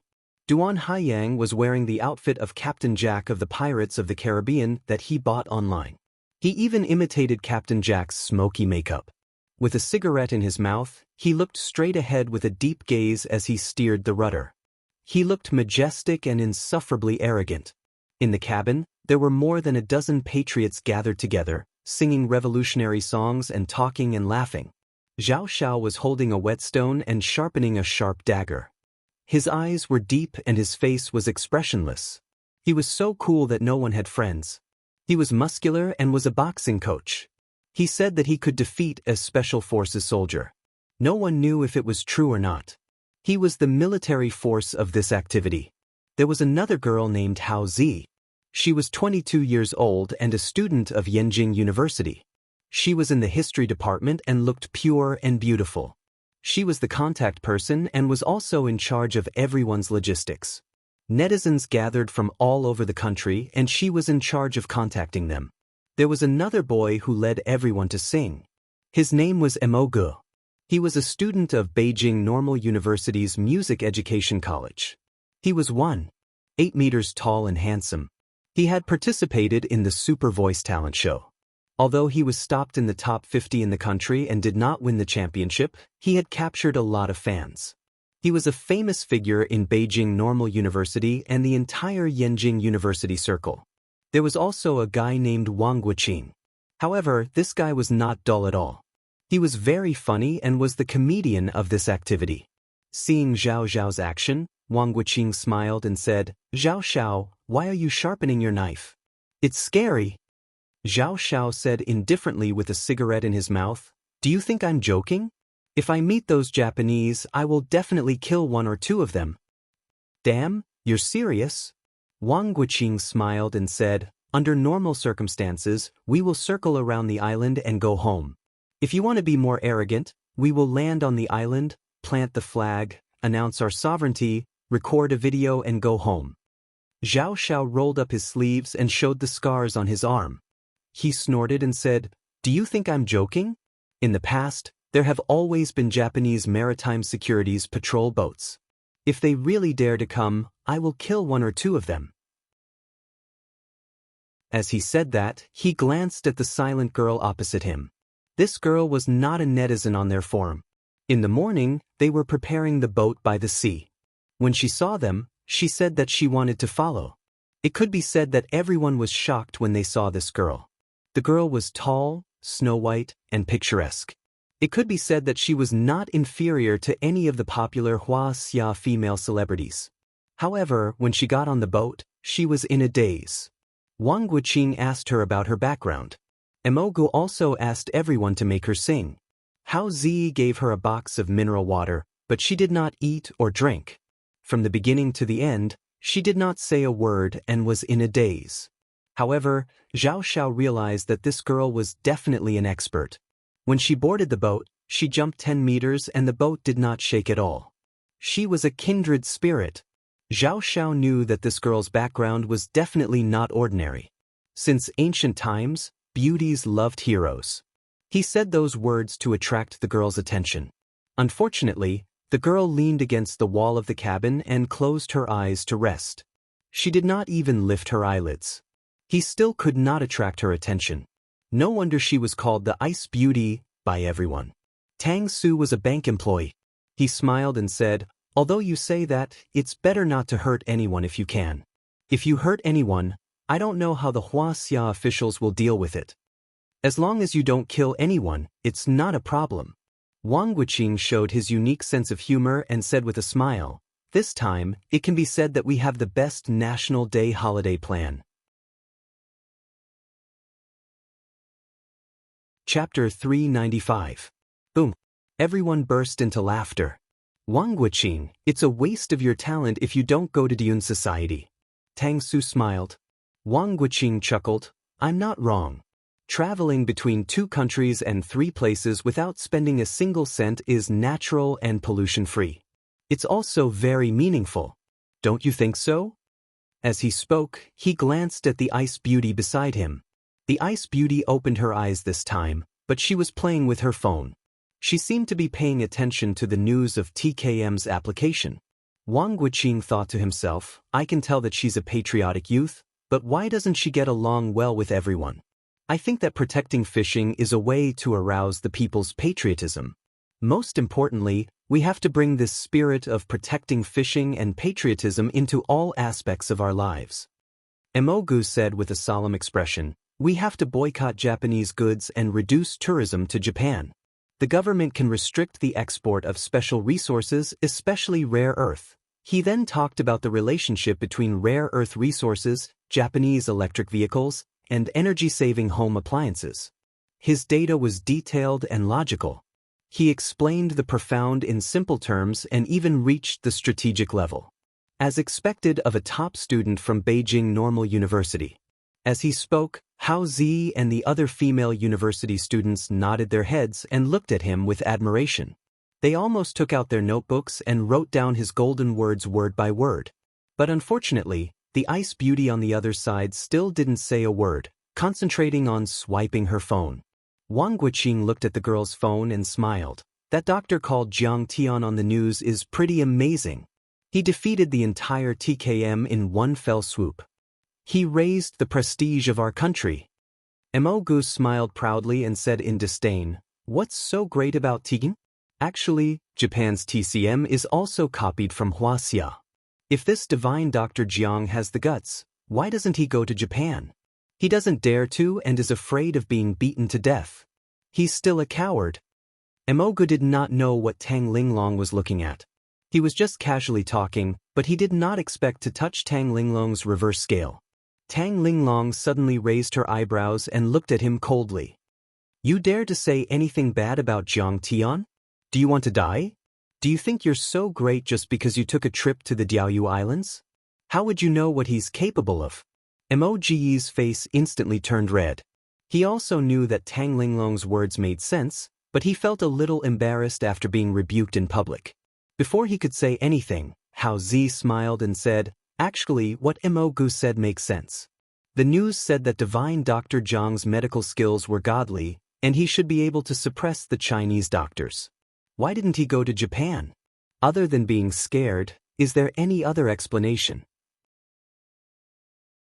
Tang Linglong snorted and said, He's afraid of Japan? You guys are so funny. With his ability, no one can stop him from killing the Emperor of Japan. At this point, she did not want to say anything else. Summer insects could not talk about ice. Besides, her master did not allow her to talk about him in public. Tang Linglong was very popular with this group of men. They all surrounded her, but correspondingly, the three girls who came to fish together were treated coldly. Normally, with such courage, knowledge, and magnanimity, a girl who was willing to fish was like a national treasure panda. She should be popular. However, when Tang Linglong joined them, it was a completely different matter. You're exaggerating. Is he not afraid of the Japanese self-defense forces? Is he a god? Hao Zi looked at Tang Linglong as if she was an idiot and sneered disdainfully. Previously, when Fang Zhanhua, a finance professor in Hong Kong, attacked the Medicine King group, he said on TV that this divine Dr. Jiang Tian is a playboy. I checked at night, and it's true. He has played with many famous stars, and his private life is very messy. I heard that he even has an illegitimate child. You're talking nonsense. Tang Linglong was so angry that her face turned green. Her delicate body trembled slightly, and she clenched her fists tightly. She wanted to slap her. Do you want to hit someone? What kind of person are you? If you have the guts, go and fight with the Japanese. The girl stood up and pointed at Tang Linglong. Tang Linglong was filled with hatred. She also understood that these people were not evil people, nor were they mortal enemies. It was just that their mouths were cheap for a moment. Was she really going to kill them? Tang Linglong was very annoyed by the girl's words. She walked out of the cabin, leaned against the railing, and stood on the deck to get some fresh air. Master, why are you with that Southern Korean witch? Why don't you understand Linglong's heart? If you need it, why don't you come to me? The image of Jiang Tian and Li Jinju together appeared in her mind again. Tang Linglong felt like her heart was being stabbed by a knife, and she felt dizzy. I'm such a lunatic. In your heart, I'll always be your disciple. You even hit me for your woman. What am I to you? She clutched her chest with a pained expression. Crystal clear tears flowed out of her eyes again. She suppressed her sobs and almost burst into tears. Fine, I'll die in the sea this time. Living like this is not fun at all. Master, if you know, you won't even shed a tear for me. At this time, Duan Haiyang's excited voice suddenly came from the ship. Attention, fellow countrymen and women. We're about 15 nautical miles away from the Diaoyu Islands. Everyone, prepare to land on the islands and fight with the Japanese. We have a lot of friends. They're all Wuxia fishing boats. They're probably here to fish as well. Everyone was very excited. They walked out of their cabins and stood on the deck to watch. Tang Linglong raised her head and looked. There were 3 fishing boats in front of them. They all had Wuxia's flag and were brightly lit. At this time, the wind on the sea was getting stronger and stronger. It had already set off 3-meter-high waves. However, Family Blessing was still moving forward. It accelerated and brushed past the 3 Wuxia fishing boats. Someone on Wuxia's fishing boat used a loudspeaker and shouted, "Hey, friends from Wuxia, don't go any further. Go back quickly. There's a patrol boat from the Japanese Maritime Security Department in front of us. They just drove us out. Go back, Mayas. This time, we're going to fight with the Japanese." Zhao Xiao said proudly with a cigarette in his mouth. Moji's eyes were burning with the flames of battle. He recited a poem with a solemn face. I hope the cold star doesn't notice. I sacrifice my blood in the yellow sands. I'll wear golden armor after 100 battles. I won't return until I've defeated Lu Lan. Hao Zi and the other girls held hands. They were nervous and excited. They looked at him with admiration. Wang Guqing smiled and said, "We have to get to the island. Otherwise, our most economical National Day trip will be ruined." Zhang Haiyang, who was at the helm, had a cigarette in his mouth. He laughed boldly and said, "You fishing boats want to protest, but you're afraid of causing international disputes. You're only hanging around 15 nautical miles away. That's like scratching an itch through a boot." At this time, everyone saw that 3 kilometers in front of them, a few Japanese patrol boats were driving away Hua Xia's 2 surveillance boats and 3 fishing boats. It was like a cat playing with a mouse. Soon, one of Hua Xia's fishing boats was knocked over. A few frogmen from the Japanese patrol boats jumped into the water and scooped up the fishermen. However, the Japanese surveillance boats continued to ram into the other 2 Hua Xia's fishing boats. They almost capsized several times. As for Hua Xia's surveillance boats, they were too small compared to the other party. They could not be of much use even if they wanted to protect them. They were completely useless. For a moment, everyone felt a little scared. Fuck, they're so ruthless. They even sank Hua Xia's fishing boats. Maybe the fishermen will drown. Are these the surveillance boats of the Japanese Maritime Security Agency? Only Tang Linglong's eyes were burning with fighting spirit. Emoji's face was ashen. He quickly put on a life jacket. The others also followed suit. The Japanese patrol boats were more than 10 meters above the sea. What did 10 meters mean? It was as high as a 6-story building. If you looked at photos and videos, it would not be much. However, if you took a small speedboat and looked up, you would feel shocked. It was as if you were facing a huge monster. It was like a small insect looking up at a lion or a tiger. It felt especially powerless and small. A sense of fear emerged involuntarily. "Paying, why don't we stop?" Wang Guqing suppressed the fear in his heart and said with a smile, "If we just stand here, they'll probably take us to Japan for a vacation. But if we crash into them, we might really sink. That's not a joke." Zhang Haiyang was still hesitating. He had not decided whether to move forward or not. Tang Linglong rushed into the cockpit. With a flick of her arm, she pushed Zhang Haiyang to the side. She began to steer the boat with a frosty expression. She sped up and rammed into one of the huge Japanese patrol boats. Chapter 396. Fuck, you don't want to live anymore. Zhang Haiyang was so scared that his face turned pale. "I don't want to live anymore, but I won't let you die with me." Tang Linglong glanced at him coldly. That murderous aura scared Zhang Haiyang, who originally wanted to fight for the rudder, and he subconsciously took a step back. The family fortune was super fast. While everyone was hesitating and arguing, in about 10 minutes, they were only 200 to 300 meters away from the Japanese patrol ship. For a moment, the Chinese and Japanese ships all noticed the motorized speedboat that appeared out of nowhere. The people on the boats were extremely surprised. Swish, swish, swish. Dozens of searchlights shone on the family fortune together, making it the focus of the entire sea. A Hua Xia surveillance ship came from the rear. Everyone saw an electronic screen on the surveillance ship, and big red words were scrolling back and forth. The Diaoyu Islands and its affiliated islands have been Hua Xia's territory since ancient times. Please stop your infringing activities. A majestic voice came through the loudspeaker of Hua Xia's surveillance ship. Hua Xia's ships in front, attention. Hua Xia's ships in front, attention. You have entered a sensitive sea area. For your safety and the safety of your ship, to avoid unnecessary disputes, please turn back immediately. Please turn back immediately. Tang Linglong's face showed a hint of mockery.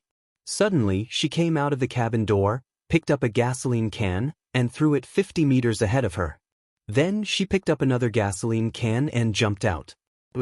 Her body shot out like a whistling arrow and accurately stepped on the gasoline can that was floating on the sea.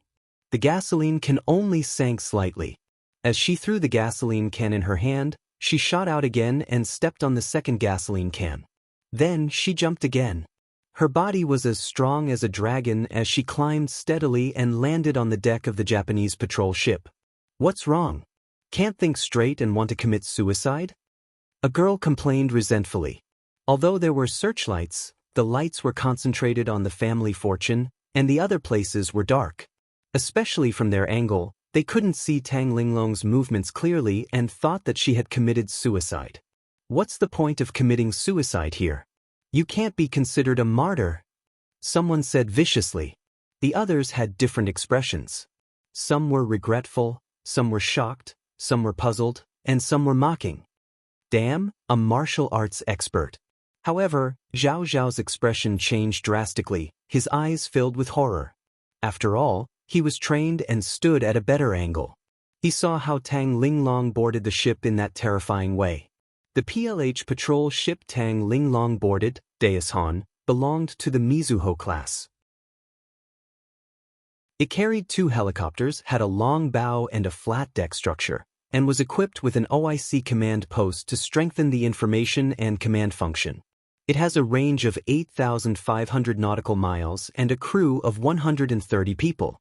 The captain, Yamazaki No, graduated from the Maritime Self-Defense Force Cadre School with excellent results.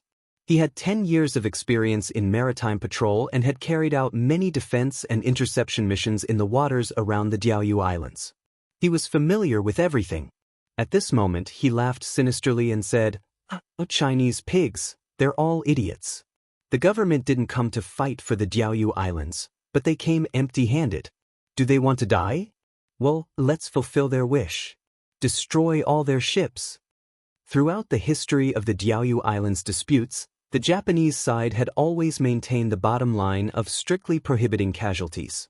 Under normal circumstances, they would destroy the fishing boats of the protectors, then fish them out of the sea and control them.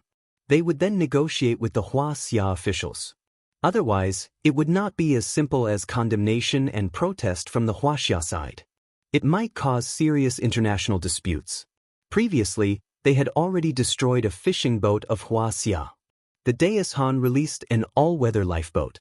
More than a dozen frogmen went into the water and fished out more than a dozen Wuxia protectors. Although the crew of the Japanese patrol ship did not dare to kill the Chinese, they could not avoid humiliation. "Kneel!" On the deck, a Japanese crew member pointed at the captured Wuxia protectors and shouted loudly, "Kneel my ass! What are you shouting for, you bunch of Japanese?" The two sides had fought many times over the years. The protectors also knew the Japanese's bottom line. They did not dare to kill. After all, it was not the first time that the two sides had caused trouble on the Diaoyu Islands. However, they did not expect that the Japanese crew would not dare to kill them, but they did not feel any pressure to beat and humiliate them. "Bakayaro! Kill them!" Many of the Japanese crew members swarmed forward and hit them in the face and back with the butts of their guns. After knocking them to the ground, they still did not vent their anger. They kicked them again and again, causing many of the Wuxia protectors to roll on the ground and scream in pain. The Japanese crew members took off their pants and peed on the Wuxia protectors as they beat them up. They even laughed proudly. "We've already taken control of your freedom. Let's see if your country's surveillance ship dares to protect you after being beaten up by us." The sounds of mockery, ridicule, berating, and humiliation were endless. In the eyes of the Japanese crew, these protectors were like lambs to be toyed with. On Wuxia's surveillance ship No. 2038, many law enforcement officers had already seen this scene with their binoculars. They could not help but feel angry. "Japanese Marine Patrol ship, this is the Wuxia Marine Surveillance ship. We are cruising in the waters under Wuxia's jurisdiction. Your ship has entered our waters. Your ship must abide by our laws and regulations and immediately release our citizens on board. We solemnly protest and strongly condemn your evil deeds." Instructor Zhang picked up the microphone and shouted in a stern voice. The Chinese broadcast was first, then it was Japanese, and finally it was in English. Did you see that? It's always solemnly protest and strong condemnation. Can't you change it up a little? "Cowardly Wuxia Marine Surveillance ship, you're all cowards. You can't take off the label of the sick man of East Asia. Our ship is right here. If you have the guts, bring the cannon fodder over. The Japanese crew members on the great mountain burst into laughter. They ignored the warning and fought even harder. What should we do?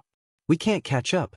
On Wuxia's surveillance ship number 2038, the law enforcement officers were so angry that their eyes turned red. In fact, they had been trying to approach and stop the great mountain together with the other surveillance ships.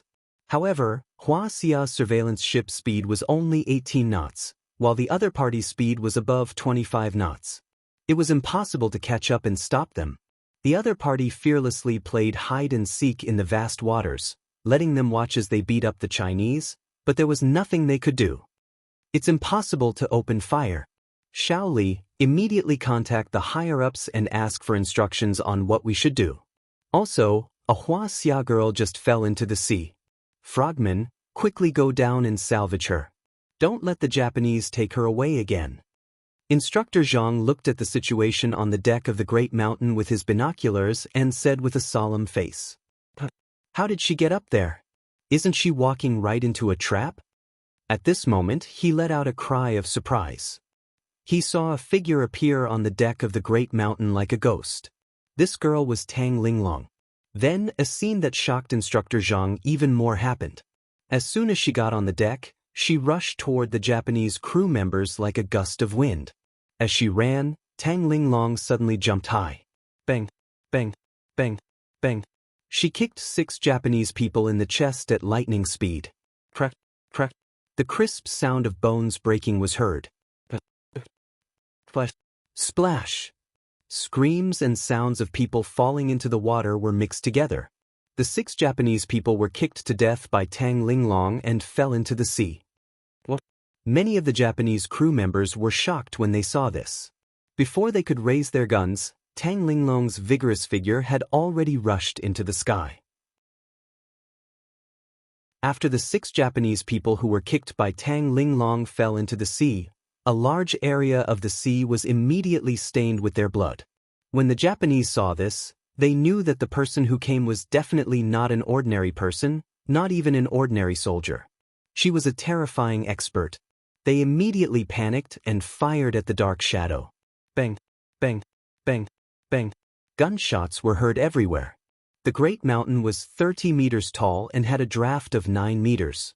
The distance between the deck and the highest point of the ship was less than 20 meters. With a leap, Tang Linglong reached a height of more than 20 meters. She looked down from above and grabbed 2 handfuls of steel nails from the backpack on her back. Then, as her body spun, she threw them out as if they were free. Although Tang Linglong wanted to kill to vent her anger, she also knew that she was a soldier of Wuxia. Her identity was sensitive and must not be leaked.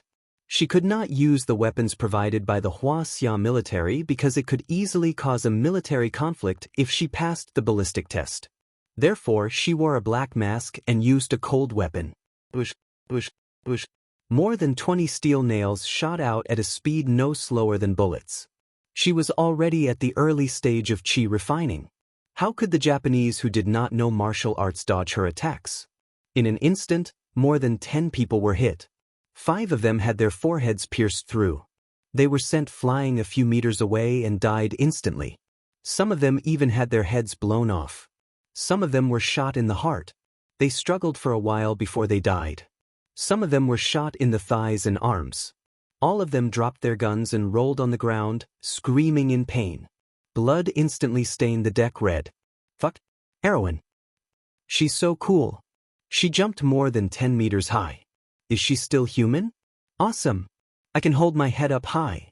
We should kill those Japanese and let them know that Wuxia's territory is not that easy to invade.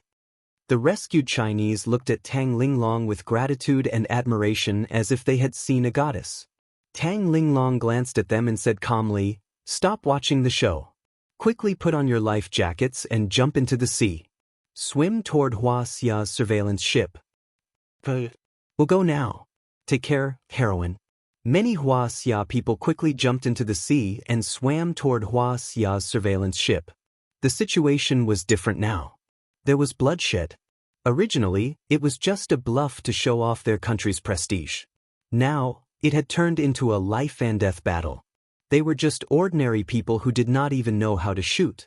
Although they were hot-blooded, they understood that they could not help at all if they stayed.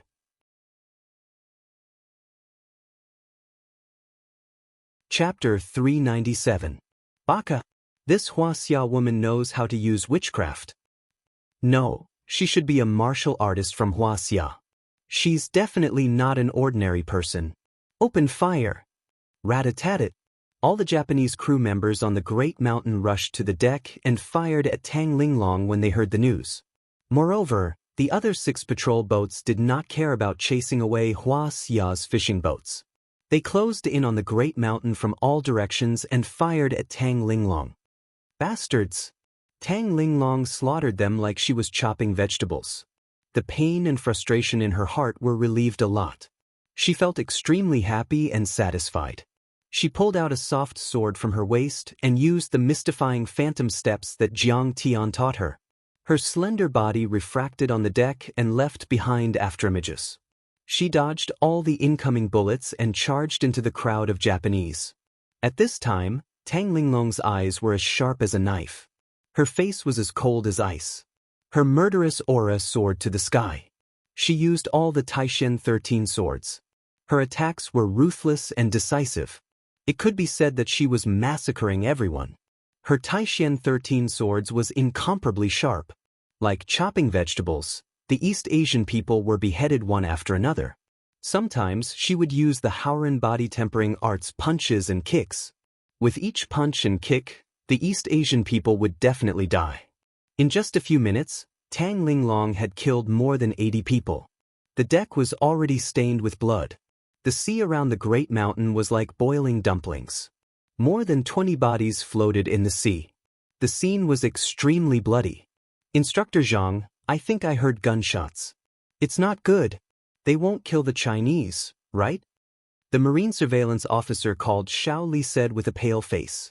After a chase, Marine surveillance ship 2038 was now less than 300 meters away from the Great Mountain. He could clearly hear the gunshots. Then it's serious. Let's open fire. The other Marine surveillance officers also frowned and looked solemn. If the other party started to kill the patriotic citizens of Wuxia, it would be tantamount to breaking the bottom line of Wuxia. A conflict would break out at any time. This was a major event. Who wouldn't be nervous? If he didn't handle it properly, he would be punished, demoted, or even be held criminally responsible. Instructor Zhang's face was pale as he looked at the situation on the deck through his binoculars. Then, his expression became even stranger. He grinned and said in a trembling voice, "It's not them who are slaughtering Wuxia citizens. It's their Japanese surveillance ship that is being slaughtered by Wuxia citizens?" What? That's impossible. The Coast Guards were stunned. Instructor Zhang, are you kidding me? The Wuxia citizens who had been captured were all powerless commoners. Furthermore, they had been captured with their bare hands. Instructor Zhang, who was politically sensitive, knew that the situation was serious this time. Dozens of people from the Japanese Maritime Security Agency had already died. This time, it was probably the Japanese's turn to raise a stern protest and strong condemnation. However, this matter definitely did not involve the Wuxia maritime surveillance and the government. In fact, both sides had satellites monitoring this area of the sea. From the beginning to the end, Wuxia's naval surveillance team did not fire a single shot. If you were killed, who could you blame? Instructor Zhang could not give any explanation. Today's incident would definitely be listed as top secret after this. He picked up the microphone and ordered sternly, "Everyone listen up. From now on, no one is allowed to fire a single shot. All Wuxia surveillance ships are to retreat 15 nautical miles from the Diaoyu Islands. Do not approach the Japanese ships." "Fuck you, I actually got shot." Tang Linglong, who was in the middle of the battle, suddenly trembled. She gritted her teeth and cursed angrily. Her shoulder was stained with blood. Although she was already at the chi refinement stage and could block bullets, however, the enemy's 6 patrol ships surrounded the Great Mountain so tightly that not even a drop of water could escape. Hundreds of guns were fired at the same time. Her chi refinement was not at the level where she could withstand continuous shots. However, Tang Linglong had already killed more than 100 crew members on the Great Mountain. She quickly rushed into the cabin, bandaged her wounds, and rushed all the way to the cockpit. How is this possible? Yamazaki Ino had just experienced the most terrifying scene in his life. His face was pale and his legs were trembling. He saw from the surveillance camera that the terrifying woman was pushing her way through. His comrades fell one after another. None of them could withstand a single blow. The scariest thing was that the woman walked as if she was flying. Her body was like a ghost. She was invulnerable and could withstand bullets. She was like Wonder Woman from Marvel Comics. The entire Great Mountain had turned into a living hell. Blood and broken limbs were everywhere. Bakayaro, this must be the legendary ancient martial artist from Wuxia.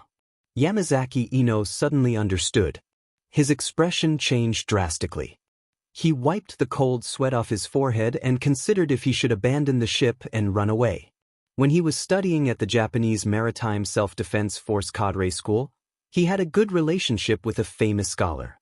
This professor was a researcher at the Defense Research Institute, the most famous official think tank in Japan.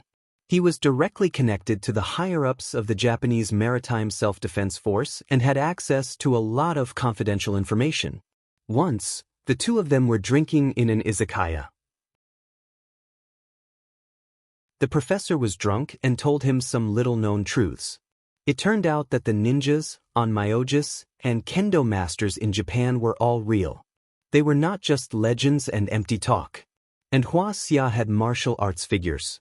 According to legend, Wuxia martial artists could fly in the sky and burrow into the ground. They were invulnerable to swords and spears. They could walk on water and hurt people from a distance.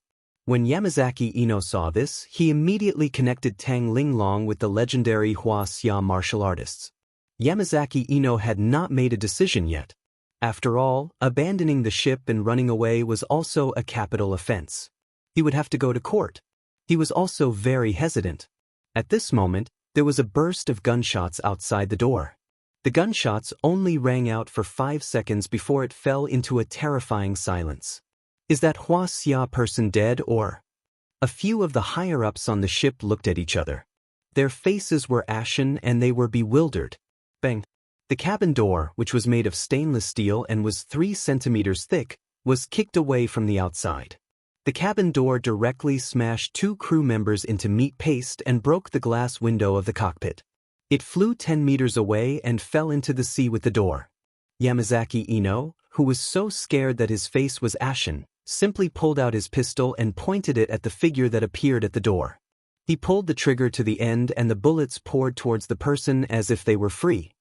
He was shocked to see that the woman covered in blood seemed to be blooming with a white light, and all the bullets fell to the ground. Do you want to die? Tang Linglong frowned and raised her hand to shoot out a steel nail. With a bang, Yamazaki Ino's wrist was nailed to the operating table. He screamed miserably. The other 2 first officers and the like were just about to shoot. Tang Linglong waved her hand and a ball of white light exploded beside the 2 of them. The 2 of them let out a muffled groan and blood spurted out of their 7 orifices at the same time. They fell to the ground on their backs. Devil! She must be a devil! Seeing this scene, Yamazaki Ino was so scared that his soul left his body. He grimaced in pain and his whole body trembled like a sieve. These short 10 minutes were the most painful and terrifying scene that Yamazaki Ino had experienced in his life. He was almost scared out of his wits. He was an iron-blooded soldier who was not afraid of death. He was also an extreme militarist and had a deformed national self-esteem. He had never admitted or accepted the defeat of World War II. He had never agreed with or accepted the growing strength of Wuxia. In his eyes, Wuxia was just a bunch of weak lambs, a nest of insignificant ants. If it wasn't for the United States dropping atomic bombs on Hiroshima and Nagasaki, which turned the tide of the war, Wuxia would have long been Japan's territory. What he admired most were the Japanese war criminals of World War II. Every year, he would go to the national shrine to worship the war criminals. Every time, he was full of vigor as if he had gained great courage. He hoped that one day he could set foot on the land of Wuxia like the martyrs and sages, burning, killing and looting, and recreating the glory of the greater East Asia co-prosperity sphere. But now, he had met a transcendent existence like Tang Linglong. He was really afraid. Wuxia martial artists were too terrifying. I'll be in charge of piloting. You're in charge of firing at the other 6 Japanese warships.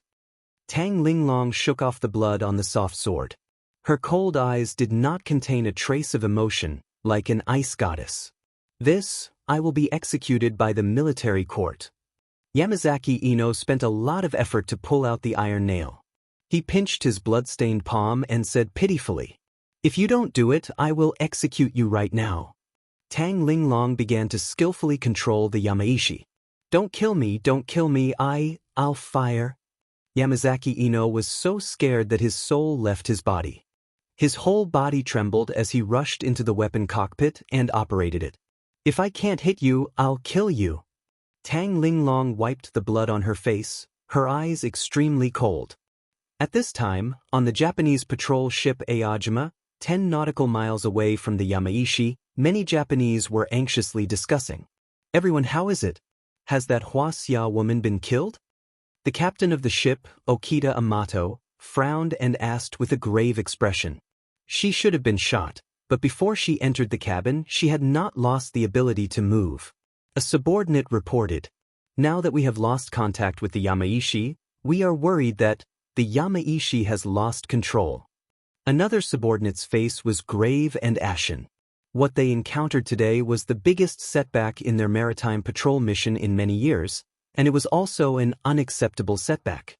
On Wuxia's side, the maritime surveillance team did not fire a single shot. Just one person, and a woman at that, killed all the crew members of the Yamaishi and took over their warship. If news of this were to spread, it would shock the entire Japanese military and political circle, and there might even be an anti-Chinese protest. It would be regarded as a great humiliation, and they would all be subject to military punishment. At this time, all the officials on the Japanese patrol ship felt their heads swell. Originally, this was a daily maritime patrol activity, and everyone was very relaxed. After driving away Wuxia's fishing ship, they would return to the izakaya, drink a few cups of sake, eat a few skewers of oden, and sleep with a woman in kabukicho. Wouldn't that be great? Who would have thought that such an extreme situation would occur? Hundreds of people died, and a warship was taken away. It was really unexpected. "Everyone, what should we do?" The captain of Aojima Amato looked around with a grave expression, feeling that his heart was about to jump out of his throat.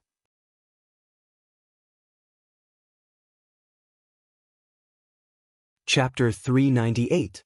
He could not guess what the enemy's next move was, nor did he know their intentions, so he could not make up his mind. Now that Wuxia had taken over the Taishan, if she opened fire, the other warships would be in trouble. If she did not open fire and just drove the warship away, many military and industrial secrets would be leaked, which would be a huge loss to Japan. But if the Japanese opened fire, they would sink the Taishan. A warship like this was worth hundreds of millions of dollars, which was also a huge loss. "I think that woman won't dare to open fire and drive the warship back to Wuxia. Wuxia has never dared to do this." A subordinate said, "Maybe they won't dare to open fire, but at least they have the courage to drive the warship back to Wuxia's territorial waters." Okita Kyoto said angrily, "Have you forgotten about the collision between Wuxia and the U.S. fighter jet in Wuxia's Hainan in 2001? Wuxia would rather sacrifice a J-8 fighter jet to crash the U.S. Navy fighter jet and force it to stop. Then the U.S. fighter jet was dismembered and studied by Wuxia's military experts. As a result, Wuxia's anti-submarine and anti-reconnaissance technology improved by leaps and bounds, breaking a 10-year technical problem. Don't underestimate Wuxia. If they dare to do this to the U.S., they will dare to do something even more violent to the Japanese. Then we will also force the Taishan to stop. In short, we can't let them drive the Taishan back to Wuxia." A subordinate wiped the cold sweat off his forehead and said, "Yes, that's it. Contact the other patrol ships immediately." Okita Kyoto ordered with a frown. But at this moment, suddenly, bang bang bang. A series of dense and muffled sounds of cannons rang out. On the Taishan, two twin 100mm naval cannons suddenly opened fire. The shells connected into a steel line and shot towards Ao Dao. It was too sudden, and Ao Dao was not equipped with close-range defense cannons, only naval cannons and high-pressure water cannons, so it was defenseless. After all, their original mission was to drive fishing boats, and they were not a top-tier warship. She dared to open fire. She must be crazy. Those were Okita Kyoto's last words. The next moment he was blasted into pieces and died a violent death.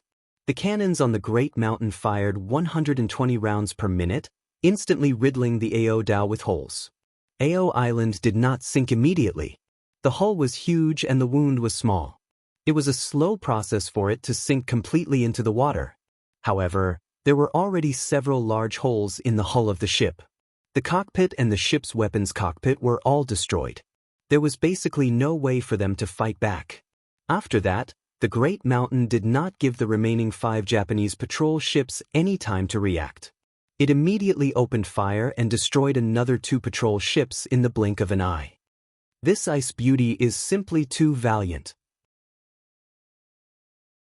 On the family blessing, many patriots who were fishing for their country were dumbfounded.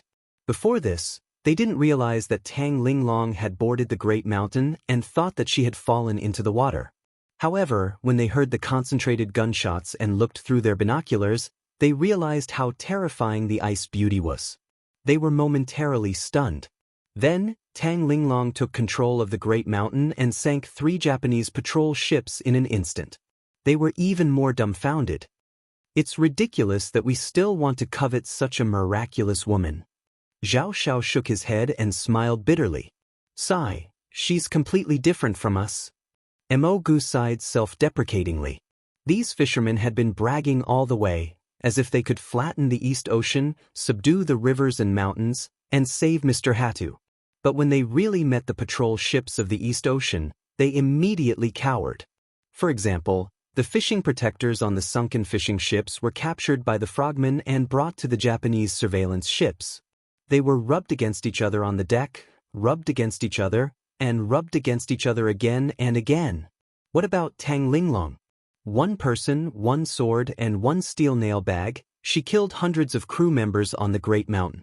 She even stole the Great Mountain and sank 3 Japanese patrol ships. Compared to her feat, Mo Gu felt that their fishing protectors were just playing house. It was not even worth mentioning. Such courage, such skills. No wonder she doesn't care about us. If I were her, I wouldn't care about us either. Wang Guqing exclaimed in amazement. He was ashamed of his inferiority. Hao Zi and the other girls were speechless. They were dumbfounded, and there was only respect and shock left on their faces. Fire! All of you open fire. Sink the Great Mountain. Finally, the other 3 Japanese patrol ships reacted. The Wuxia on the Great Mountain was determined to perish together with the enemy.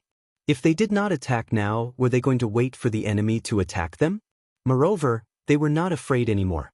Even if they wanted to settle the score, the Japanese would not be afraid. After all, the Great Mountain was a Japanese warship. If they attacked their own country's patrol ship, Wuxia would not be able to find fault with them. For a moment, the other 3 patrol ships surrounded the Great Mountain and fired wildly. Torpedoes, cannons, and thousands of cannons were fired at the same time. Neither side had close-range cannons. They were like heavyweight boxers who only attacked and did not defend. It was a competition of who could hit faster and harder, who could take a beating, and who would sink first. The Great Mountain had the upper hand. However, the other 3 Japanese patrol ships had the advantage in numbers. In an instant, the Great Mountain was forced into a passive position. Bang! Bang! Bang! After being hit by dozens of cannonballs in a row, the Great Mountain's weapon cockpit was shattered. Yamazaki No was also killed.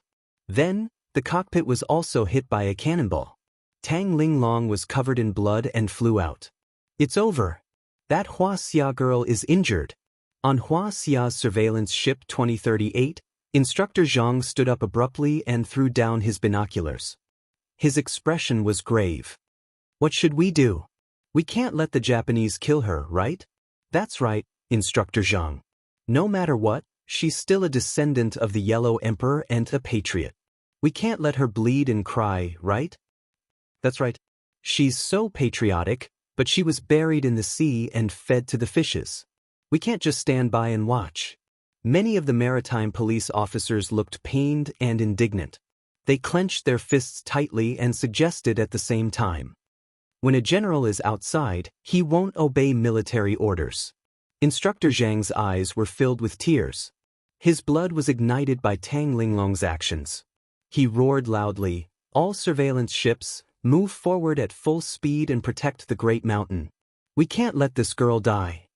The higher-ups' orders forbade firing, but there was only one way to protect the girl. That was to use Wuxia's surveillance ships as meat shields and guards for the Great Mountain. They had to protect the girl and let her get off the ship and board Wuxia's ship.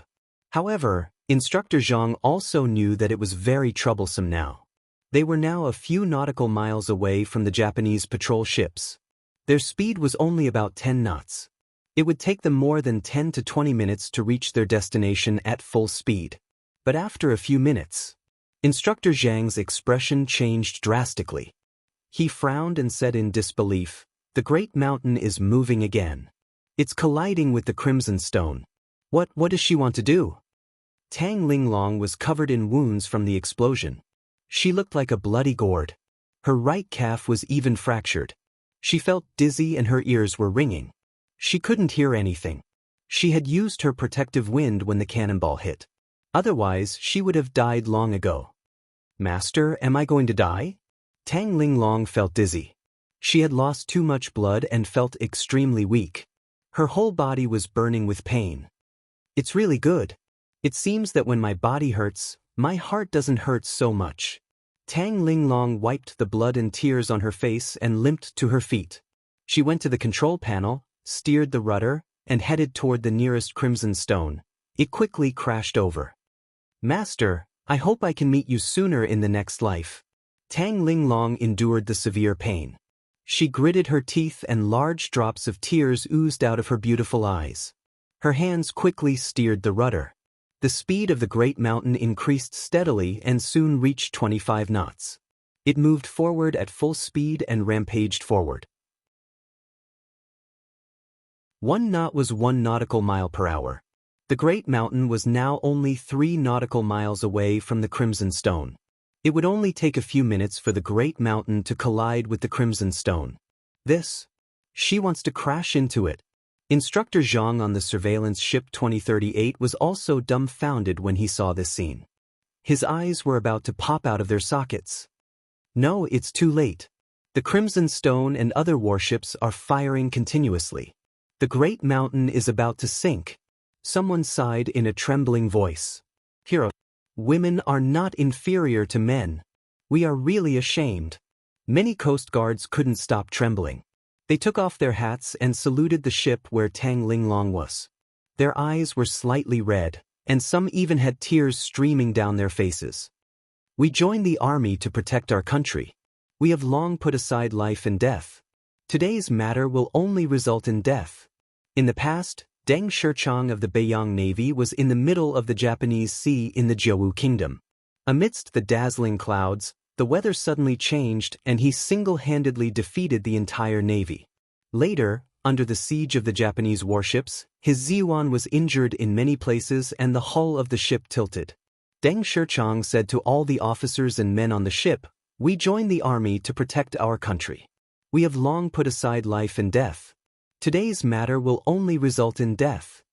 He resolutely steered the ship at full speed to crash into the flagship of the Japanese 1st Guerrilla Fleet, Yoshino. He was determined to perish together with the enemy. The Japanese warship's officers and men were shocked when they saw this. They desperately fled and fired torpedoes at the Ziyuan warship. After Deng Shichang fell into the sea, his followers tried to save him with a lifebuoy, but he refused and said, "I am determined to kill the enemy and serve my country. Today I will die in the sea. Why would I want to live?" His beloved dog, Taiyang, swam to his side and bit his arm to save him. Deng Shichang swore to live and die with the warship. He resolutely pushed the dog's head into the water and sank into the waves with the rest of the 250 officers and men on the ship. This scene made them think of Deng Shichang's heroic deeds in the past. Many of the Huaxia Coast Guards straightened their backs. Their eyes were filled with shock, respect, admiration, and pain as they looked at the great mountain in the distance. Their posture was perfect. The blood in their chests was completely ignited and boiling. She actually crashed into the warship. Is this ice beauty crazy? At this moment, everyone on the family blessing was dumbfounded as they looked at the scene through their binoculars. She's courting death. Emogu sighed. His face was filled with shock and his eyes were red. The great mountain was no longer firing. If they crashed into the warship, wouldn't they be suppressed by the enemy? Not to mention that it was very likely that they would be sunk before they crashed into the warship. Even if they really crashed into the warship, the two warships would be finished together. There was no possibility of survival.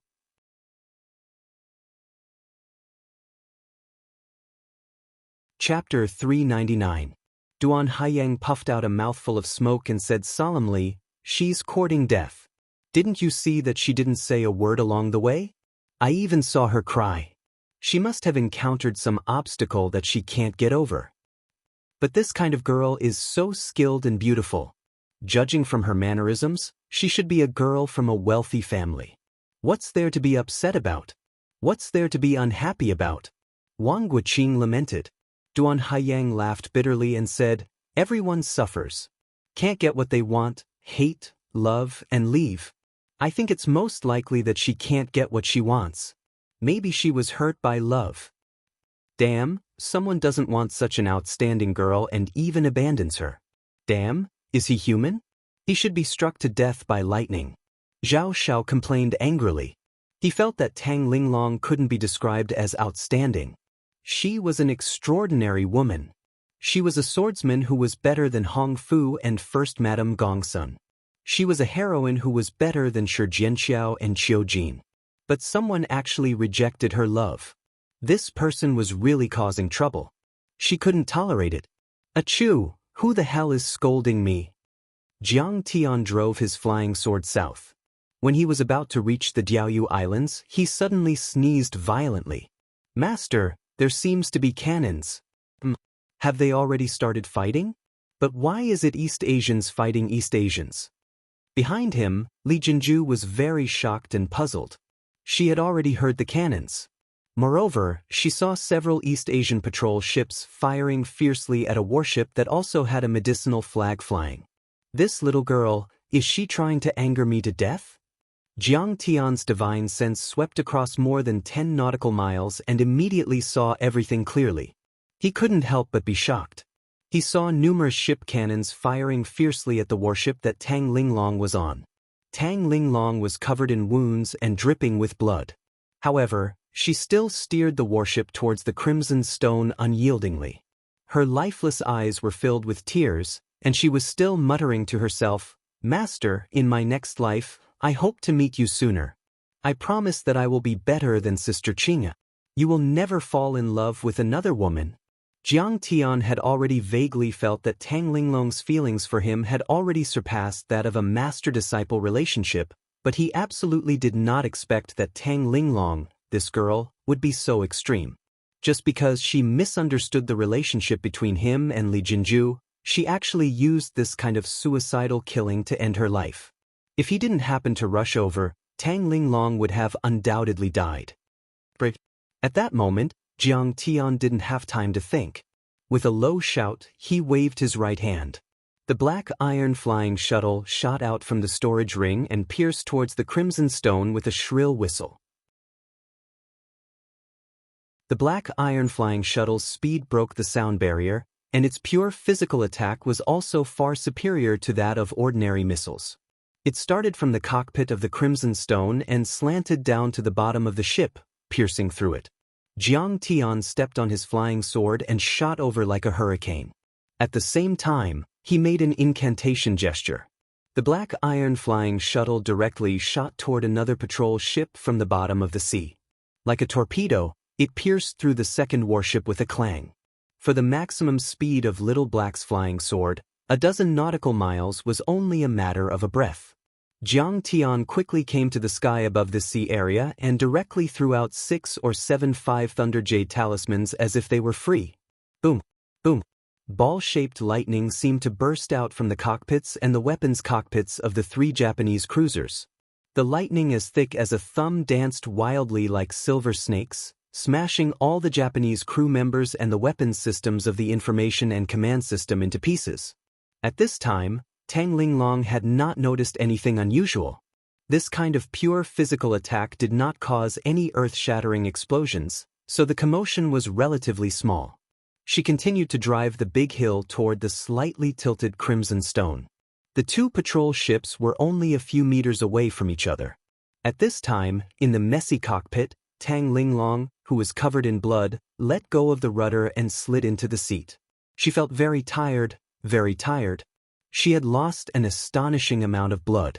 If it were not for the fact that she was hanging on by one breath, she would have died long ago. She slowly closed her eyes. Her heart was filled with despair but also extremely calm. She murmured weakly, "It's great. I'm finally free." "Stupid girl, do you want to die? My, Kong Teichu's disciple is not as useless as you." Suddenly, a gentle voice rang out. Tang Linglong tried her best to open her eyes. She saw Jiang Tian, who was dressed in white, standing behind her with his hands behind his back. She could not help but be shocked. "Master, why are you here?" Then she shook her head and said, "I must be dreaming. People will always have all kinds of hallucinations before they die." She fainted again. Jiang Tian carried Tang Linglong and stepped on the flying sword again. In a flash, they arrived on Wuxia's surveillance ship number 2038. You are? Zhang Haiyang was dumbfounded when he saw the shocking scene through the binoculars. This young man could actually step on a big sword and shoot through the air. His speed was really comparable to a supersonic fighter jet. Moreover, he could shoot out black shadows and burst out lightning between his fingers. It was simply like a missile or a ball of lightning. Could it be that he was a special department of the country and was using the latest cutting-edge weapons? "Comrade, I need a cabin to treat her." Jiang Tian's expression was very serious. Tang Linglong was seriously injured and could not wait any longer. "Please. We have a doctor on board here. Do you need help?" Zhang Haiyang hurriedly said. Whether it was Jiang Tian or Tang Linglong, he was full of admiration. They were heroes, great heroes. "No, I know medicine." Jiang Tian entered a cabin and quickly laid Tang Linglong flat on a camp bed. He closed the cabin door and began the treatment. Jiang Tian was busy for half an hour and finally cured Tang Linglong. His first thought was to take Tang Linglong and Li Jinju away. Tang Linglong was different from him. Her identity was sensitive. This matter had been blown out of proportion. She would definitely be disciplined. But before he could leave, Yi Zhantian and Tang Hongtu boarded the surveillance ship together. It turned out that there was a video surveillance on the ship. Tang Linglong's identity had been screened by the military's information system. Her identity was exposed. The situation was very serious. Surveillance ship number 2038 began to return. Its destination was a naval base in Ningbo. What awaited Tang Linglong was severe military punishment. When Tang Linglong woke up again, she saw Tang Hongtu standing in front of her bed, his face full of anger. "Uncle!" Tang Linglong was shocked and cried out involuntarily. "You are now the national hero of Wuxia." Tang Hongtu's face was pale and his voice was hoarse. He had not slept for 2 days and 2 nights. The dark circles under his eyes were very serious. "Did I cause trouble?" Tang Linglong asked, a little ashamed. "What do you think?" Tang Hongtu said coldly. "You caused a mess and sunk 6 patrol ships in Japan. More than 500 people were killed or injured. The whole of Japan was shaken, and an unprecedented parade broke out." This, Tang Linglong propped herself up and leaned against the headboard. She asked in a trembling voice, "Is this serious? 6 ships, That's not right, I only sank 3 ships. It's more than serious. Do you know how much trouble you have caused the country? Tang Hongtu was too lazy to explain. He pointed at Tang Linglong's nose and shouted angrily. An hour after the incident, the Prime Minister of Japan began a serious negotiation with our country. The Ministry of Foreign Affairs also expressed strong protest and condemnation. They also requested that the culprit be handed over to the Japanese. In addition, we also received secret information that the Japanese Sakura Society announced that they will secretly infiltrate Wuxia and wreak havoc. Blood for blood. You are a soldier. You know that this can be defined as a military operation by the Japanese. Don't you understand the seriousness of this matter? Tang Linglong's face was pale. She already regretted it. At that time, she was in too much pain and impulsive. She only wanted to die, but she did not want to die in vain. She happened to see the family fortune fishing boat and wanted to kill a group of Japanese on the Diaoyu Islands to vent her anger. However, she forgot that she was not an ordinary Wuxia citizen. She was a long-formation warrior, an elite in the Wuxia army. Once this news was exposed, the nature of the matter would completely change. It would change from a civilian operation to an organized and premeditated military operation. It might even cause a war between the two countries. She took a deep breath and said in a deep voice, "Uncle, I know I was wrong. I will bear all the responsibility." How are you going to bear the responsibility? How are you going to bear the responsibility? At this time, a cold and solemn voice was heard. A beautiful woman about 27 or 28 years old pushed the door open and entered. When Tang Hongtu saw the woman enter, he was shocked. He cupped his fists and said, "Greetings, Miss Chin. I didn't expect to alarm you." The woman was tall and handsome. Her face was cold and full of dignity. Even when facing a high-ranking military official like Tang Hongtu, she only nodded slightly. Tang Linglong knew that the woman's status was definitely not ordinary. She frowned and asked, "Who are you?" The woman looked arrogant and did not say anything. Tang Hongtu quickly said, "Linglong, don't be rude. This is a member of Wuxia's Condor team. She's a descendant of the Chen family, one of the 7 major families in Beijing, Qin Shuejiao." Condor team? Tang Linglong was stunned. Her heart skipped a beat. Wuxia's Condor team was a very special and mysterious organization. It was a semi-official organization that was established after the new era. Its members were all from the top influential families in Beijing. Most of them held important positions in Wuxia's key departments. Their influence in the secular world of Wuxia even exceeded that of the Wuxia Long formation. However, they also had an ancient martial arts background. Most of their members were sent to those ancient martial arts sects, and even semi-hidden sects and hidden sects to train and gain experience. The Wuxia Long formation evolved from the Yellow Flame Iron Brigade during the Republic of China. It had a long history. However, Wuxia's Condor team had the support of the martial arts sects and hidden sections. Although they were very young, their cultivation level was very high. In the past few years, the Condor team had developed rapidly. In terms of overall strength and influence, it had already surpassed the Wuxia Long formation. It was said that Chao Jianjia had wanted to join the Condor team many years ago. However, her wish was not granted. She had been brooding over it all these years. Yi Zhantian had also sent his daughter, Yi Karen, to the Condor team to gain experience instead of joining the Long formation that he was personally in charge of. It was clear that the Condor team was a high-end organization. It seems that the little girl from the Tang family is quite knowledgeable. She even knows about the Condor team. Chen Shuejiao crossed her arms and raised her chin arrogantly. She snorted coldly and reprimanded, "But you're too ignorant and reckless to make a move against the Japanese. You're simply a retard. You destroyed the Japanese patrol ships by force and launched a military operation without authorization. This has seriously affected Wuxia's diplomatic strategy. Do you think that you can make the people of Wuxia feel grateful to you? Bullshit. Now you've caused a lot of trouble and put the Wuxia officials in a difficult position. Do you know that?"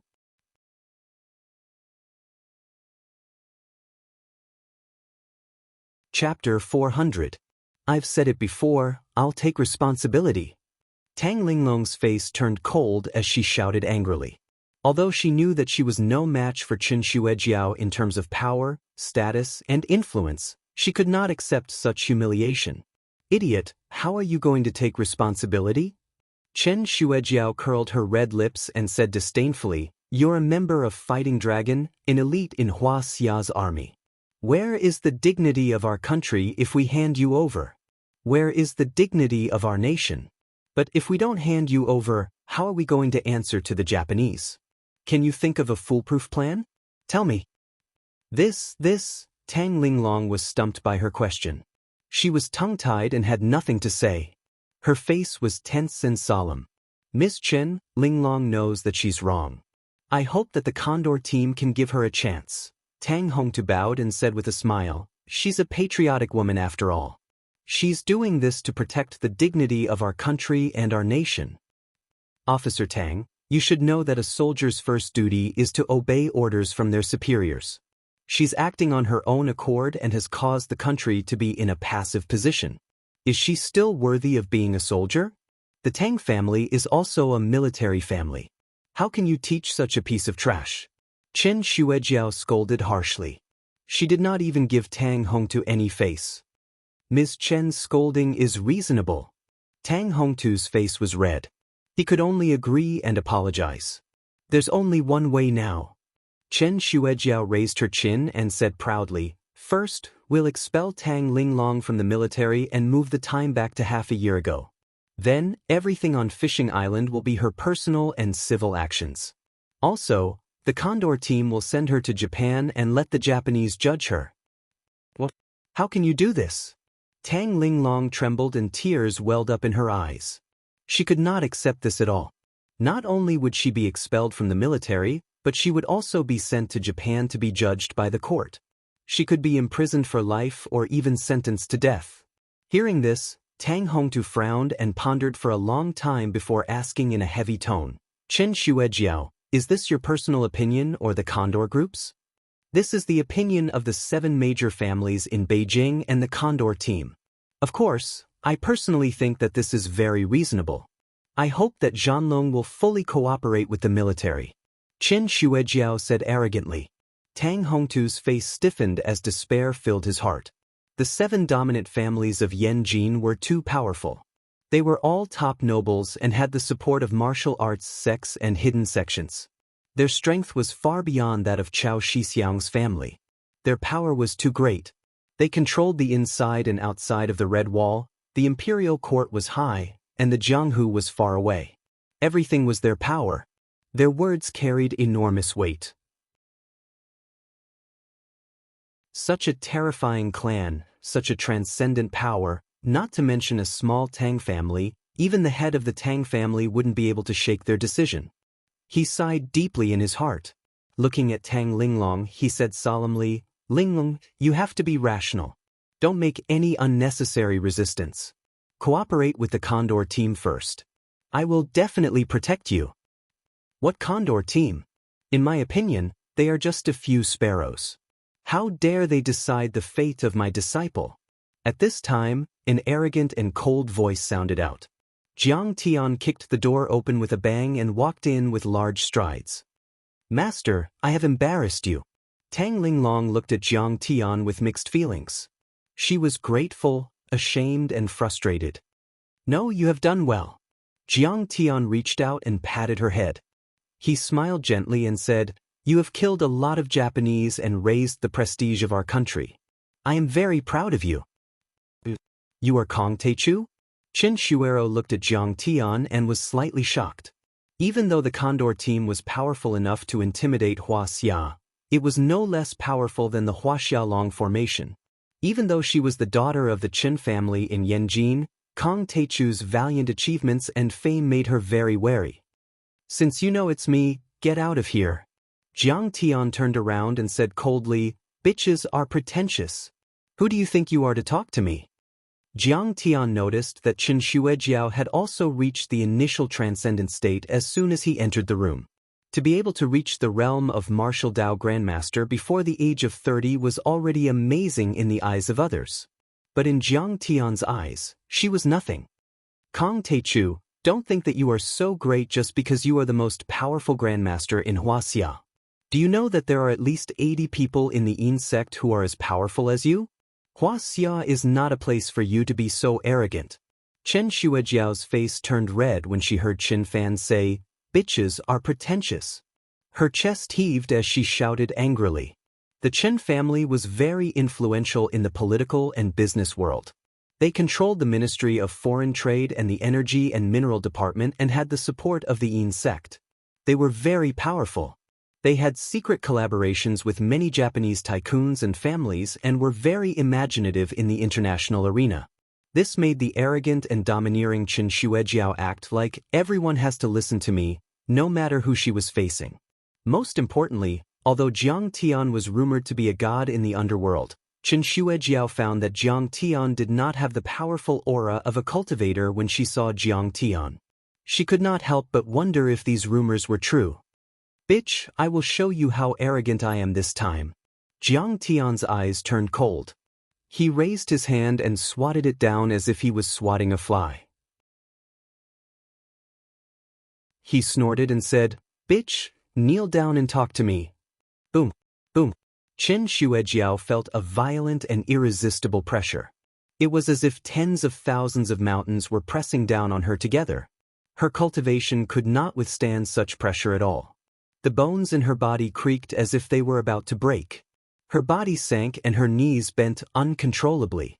She knelt on the ground. "Kong Teichu, let go of me. I am a member of the Condor team. I am a disciple of Wu Dang sect. I am the daughter of the Chen family of Yanjin. How dare you touch me?"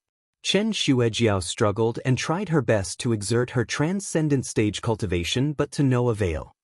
"So what if you are from the Condor team? So what if you are from Wu Dang sect? What bullshit is the Chen family? They are nothing in my eyes. How dare you use them as your trump card?"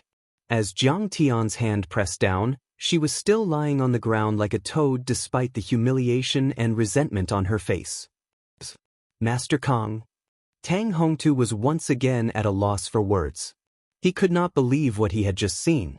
Even in the eyes of Tang Hongtu, the Condor team was not to be trifled with because they had the support of the sects and even the Yin sects. The Chen family of Yanjin was even more influential in Wuxia. Chao Shixiang's family and the Tang family of Linzhou City were too far away from them. Jiang Tian's performance had shocked him. It was the first time he had seen such a domineering person. Jiang Tian truly did things his own way, running amok without fear. It was as if wherever he went, it was his territory. Wherever he went, everything there would belong to him. Everything had to submit to him, and he had to listen to his orders. With such an overbearing overlord, no matter where he went, he would be the king of the world. To Tang Hongtu, Chen Shuejiao was like a princess. She was superior and could not be disrespected or offended. However, with Jiang Tian, everything had changed. The daughter of the Qin family, who used to be a member of the Condor team, was forced to kneel on the ground by Jiang Tian.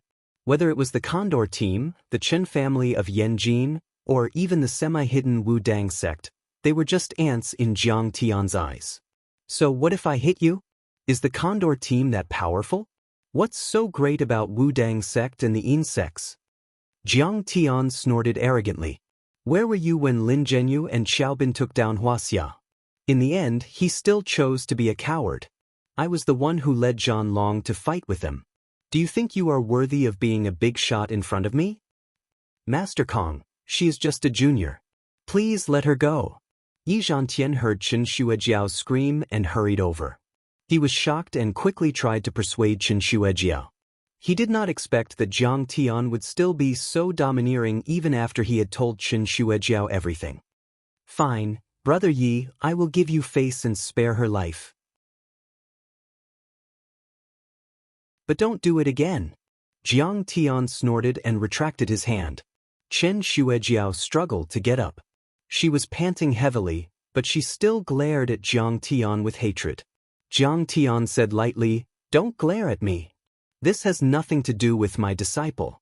I will take full responsibility. How do you want to take responsibility? Qin Shuejiao sneered. I will go to Japan with you. I would like to see how the Japanese will judge me. As long as they have the ability to kill me, even if they use heavy weapons, it will be their ability. Jiang Tian's expression did not change as he said indifferently. Very well, Boss Yi, Officer Tang, as you can see, Master Kong is willing to go. Qin Shuejiao was neither servile nor overbearing even in front of Yi Zhantian. She was not intimidated by Jiang Tian's words. Moreover, this matter involves an international dispute. You should understand the seriousness of the matter. I advise the Dragon Group not to interfere. As the elites of the army, the Dragon Group must obey the orders of their superiors and must not interfere. Tang Hongtu furrowed his brows. He knew the gravity of the situation. The Chen family of Yanjin controlled the Ministry of Foreign Trade and Economic Cooperation and monopolized the import of many electronic and automobile brands in Japan. They were deeply involved with the Japanese business community. Tang Linglong's action had shaken the entire Japanese. The political circle and the tycoons protested. It had seriously affected the Qin family's interests. Therefore, the Qin family had to find a scapegoat to answer to the Japanese.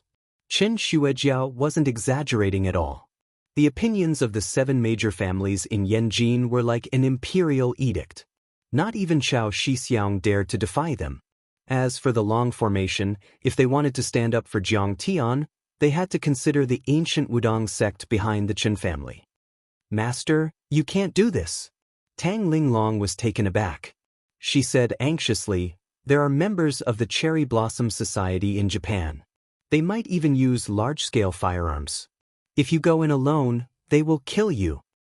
Master Kong, you must be careful. Yi Zhantian warned anxiously. There are several immortal state warriors in the Cherry Blossom Society. These immortal state warriors are as powerful as the top elites on the dark roll. It is reckless for you to go in alone.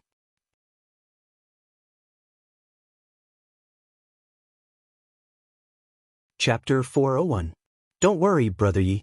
These Japanese cherry blossoms are just a bunch of weaklings. I can kill them easily. Jiang Tian smiled at Yi Zhantian to express his gratitude. If Jiang Tian had not cultivated the gung metal divine body, even if he was at the 5th level of qi refining stage, he would still have to be careful when facing an immortal state cultivator. But now that he had cultivated the gung metal divine body, Jiang Tian was not afraid at all. He was determined to win. But Yi Zhantian's reminder was out of goodwill. A trace of pleasure flashed in the depths of Qin Shuejiao's eyes when she saw this. Jiang Taichu, oh, Jiang Taichu, you're really too arrogant. Do you know what the Japanese will do to you? You have a death wish. Yi Zhantian could only sigh. Jiang Tian was the future hope of Hua Xia's martial arts community. He even had the idea of letting Jiang Tian inherit the long formation dragon head. If Jiang Tian were to fall, it would be the greatest loss to Hua Xia's martial arts community. Yi Zhantian was not very fond of the Yin sect. The Yin sect members were very strong, but they only focused on cultivation and did not care about worldly affairs. No matter how powerful or transcendent such a master was, what good would it do for Huaxia? Rely on them to defend against foreign invaders? What a joke. You go out first. I have a few words to say to Mr. Yi. Jiang Tian glanced at Qin Shuejiao. Qin Shuejiao hesitated and did not leave immediately. She wondered if this kid would take the opportunity to escape. Get out. Seeing this, Jiang Tian glanced at her and scolded coldly, Are you afraid that I will run away? What a joke. I, Kong Taichu, have never been afraid of a fight in my life.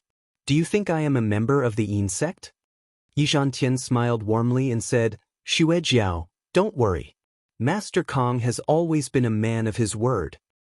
All right, Boss Yi, you have to be responsible for your words.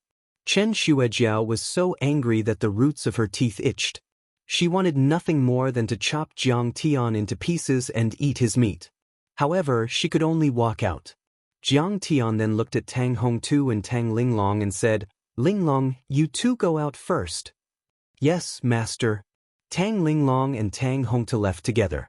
When Tang Linglong went out, She realized that she was now at a naval training base in Ninghai City. It was heavily guarded outside, and many soldiers were armed with live ammunition. Obviously, she was being held as the person in charge. Jiang Tian smiled faintly and said, "Brother Yi, you haven't finished talking about the sects and the hidden sects." "The sects are easy to understand." Yi Zhantian smiled and said, "In today's Wuxia, there are many sects such as Ancient Kunlun, Ancient Wudang, Ancient Diansong, Ancient Shu Mountain Sword Sect, and many others. They live in seclusion in the mountains and ponds. They don't care about worldly affairs and focus on cultivation. They have hundreds or even thousands of years of history. Some of them even started in the pre-Qin dynasty. They have a strong foundation, and in terms of cultivation techniques, cultivation resources, and talents, they are far superior to any martial arts family that we know of. This is also the reason why the Condor team rose to prominence. Their members are all disciples of secular families who have been trained by these sections." Jiang Tian interrupted and said, "Do they have immortal state cultivators?" Yi Zhantian sighed and said, "Take ancient Wudang for example. It is said that there are 5 or 6 immortal state elders in charge. They are all over 100 years old. Some of them are even old monsters who have lived since the Qing dynasty. They are living fossils." Jiang Tian nodded slightly. In the long formation, Yi Zhantian was the only one who was half a step away from immortal state. Ancient Wudang alone had 5 or 6 immortal state elders. It could be said that if the long formation did not have the secret support of the country and the military, the long formation might not even be as powerful as ancient Wudang. As for the hidden sects, they are also divided into semi-hidden sects and fully hidden sections.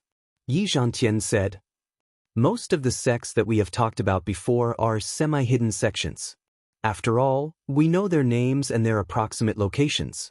As for the fully hidden sects, we don't even know where they are. They are known as the unknown place." The Long Formation is a huge intelligence agency with the support of the military. But we still don't know where they are? Jiang Tian was slightly shocked. Wuxia is a vast land and there are many extraordinary people. There are only a few people in the Long Formation.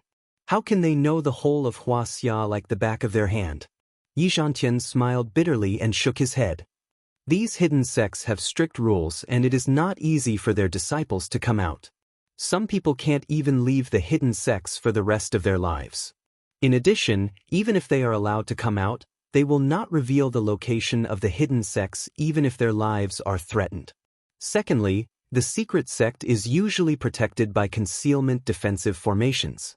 These formations may have been left behind by ancient cultivators or they may have been set up by them themselves. However, based on the strength of an ordinary martial arts master, it is impossible to detect their existence. You should have read Tao Yuanming's Peach Blossom Spring. In fact, the peach blossom spring that the people of Wuling entered during the Eastern Jin dynasty should be a hidden sect. To be exact, it is a small world isolated by an array, a small space parallel to our world. Jiang Tian's heart raced and his hands trembled slightly. He was not afraid but excited. If small worlds and small spaces really existed, then there might be many ancient inheritances in them, and there might be a lot of cultivation resources. Materials, companions, methods, and places were the 4 essentials of cultivation. Cultivation materials and resources were the most important, even more important than cultivation methods and immortal abodes. As the saying goes, even the cleverest housewife can't cook without rice. No matter how powerful you are, you can't do anything without cultivation resources. Originally, Jiang Tian thought that the earth was already in a dharma-ending age where spiritual qi was exhausted and cultivation resources were scarce. But now, for the first time, Jiang Tian realized that the world was so vast. Seeing Jiang Tian's expression change, Yi Zhantian looked at Jiang Tian meaningfully and said, "With your level and knowledge, you should have heard of the existence of the ruins of immortality." "You know about the ruins of immortality? It seems that the rumors I heard are true?" Jiang Tian asked. In the legends of the cultivation world, the ruins of immortality is the largest hidden sect world. It is said that it is a space isolated by ancient cultivators or qi cultivators of the pre-Qin dynasty. Yi Zhantian said with a serious face. It is said that every 100 years or so, the ruins of immortality will open. Cultivators from our world can enter, and people from the ruins of immortality can also come to our world to find disciples and successors. There is another rumor. At that time, many immortal state masters went into hiding not because they were afraid of nuclear weapons, but because they used a secret method to stop their blood and lifespan, to completely hibernate until the door to the ruins of immortality opens. There is also a group of people who are pessimistic about the opening of the ruins of immortality. They formed an organization to guard the secular world. What organization? Jiang Tian asked. Hongmeng. Yi Zhantian sighed and said, in fact, my father Yi Tianren is one of the members. But where they are hiding I don't know. It turned out that Yi Tianren was still alive. Jiang Tian's heart skipped a beat. He then asked, Mr. Yi, do you know anyone from the hidden sect? What is the attitude of the Long Formation and the martial arts world towards the hidden sect? The real hidden sect and the ruins of immortality are not so easy to find. The Long Formation has a history of almost 100 years, but it has never touched the edge of the hidden sect. Yi Zhantian sighed and said, what we really need to consider is the semi-hidden sections. The current policy of Wuxia is not to interfere, support, or attack the semi-hidden sections. They live in seclusion in the mountains and swamps. Generally speaking, they will not commit crimes. Even if they do commit crimes, the Long Formation won't be able to detect it, right? Jiang Tian smiled slightly and said with a slight sneer. An immortal state master could speak the truth and kill people unknowingly. The Long Formation could not deal with him. In the final analysis, the Long Formation could only suppress the masters under the immortal state in the martial arts families closely connected with the secular world. For the semi-hidden sects or the real hidden sect, the Long Formation was just a decoration. Brother Jiang Tian, can your mouth be any sharper? Yi Zhantian shook his head helplessly and said, but what you said is also true. The Long Formation can't do anything to an immortal state master. But at least they don't do things on a large scale and invade the secular world. As for the fights between the semi-hidden sects, they are usually in the mountains and swamps. Even if they fight to the death, it won't affect the secular world. The higher-ups of the government and the Dragon Group will turn a blind eye to it. Now the officials have drawn out some areas for them to prohibit the secular world from entering. You often see some tourist-prohibited areas in some scenic spots. It is very likely that some semi-hidden sects are located there. Then he asked Yi Zhantian for more information about the hidden sect. Jiang Tian smiled and said, the sects such as the ancient Wudong sect have now joined forces with the secular aristocratic families to form the Condor Group. Aren't you worried about the Long Formation that these semi-hidden sects will completely control the secular world? At least for now, there is no need to worry. Yi Zhantian said, the original intention of the Condor Group was to protect Wuxia and resist the invasion of the world's masters. Besides, they now have the support of the 7 major families in Yanjin. Why should I go against them and look for trouble? Jiang Tian nodded and said, okay, Mr. Yi, let's stop here. I should go to Japan to receive my punishment. Brother Jiang, please wait. Yi Zhantian grabbed Jiang Tian's hand and sighed with reddened eyes. Actually, I and the entire Long Formation admire and support what you have done. But you are too humble. Some forces can't be shaken and some decisions can't be influenced. I am ashamed to say that the Long Formation and its predecessor the Long Formation, the Yellow Flame Iron Brigade, have been good at defending but not aggressive enough. They have only killed and driven away those troublemakers in Wuxia. They have never stepped out of the country. Perhaps in Yi Zhantian's heart, this might be the final farewell between him and Jiang Tian. He said all the words hidden in his heart in one breath. But you, in the Battle of Hassa Island in Xing Continent, in the Battle of Tanjun's Daoist Palace, you stepped out of the country, brazenly brandished your sword, and showed off the might of our country. You did what the Dragon Group wanted to do but didn't dare to do, wanted to do but couldn't do. In my heart, and in the hearts of all the members of the Long Formation, you are a well-deserved hero, a great hero.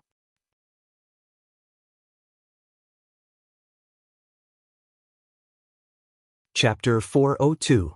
Jiang Tian thought to himself, "Old Yi, you think too highly of me.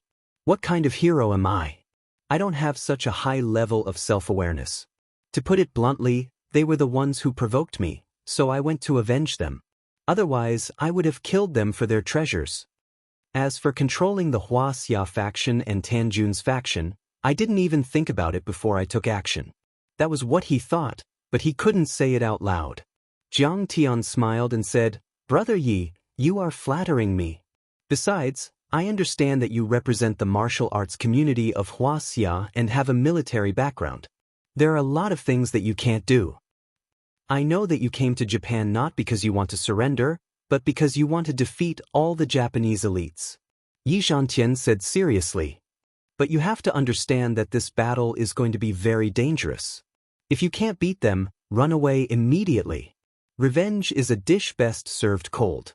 When you reach the immortal state, or even beyond that, we will deal with them." Jiang Tian saw the redness in Yi Zhantian's eyes. He patted him on the shoulder and said, "Brother Yi, don't worry. Prepare some good wine. When I come back, let's celebrate." With that, he walked out of the door. Outside the door was a spacious living room. A few young men with extraordinary bearings and vast auras stood there with solemn expressions on their faces. They were all members of the Condor team. Most of them were members of the Red Wall and came from the top 7 families of Yanjin. Moreover, they were often supported and nurtured by their respective sections. Most of them were above the transcendent state in terms of martial arts cultivation. They could be said to be the most outstanding group of young talents in China. "Grandmaster Jiang, have you finished saying your last words?" Chen Xuejiao crossed her arms and sneered disdainfully. "Are you looking for a beating? If you keep showing off, I will strip you naked and throw you on the street." Jiang Tian glared at Chen Xuejiao. Chen Xuejiao's face turned pale and she took a step back. After that, Jiang Tian ignored him and waved his hand indifferently. "Let's go. Let's board the plane and head straight to Japan."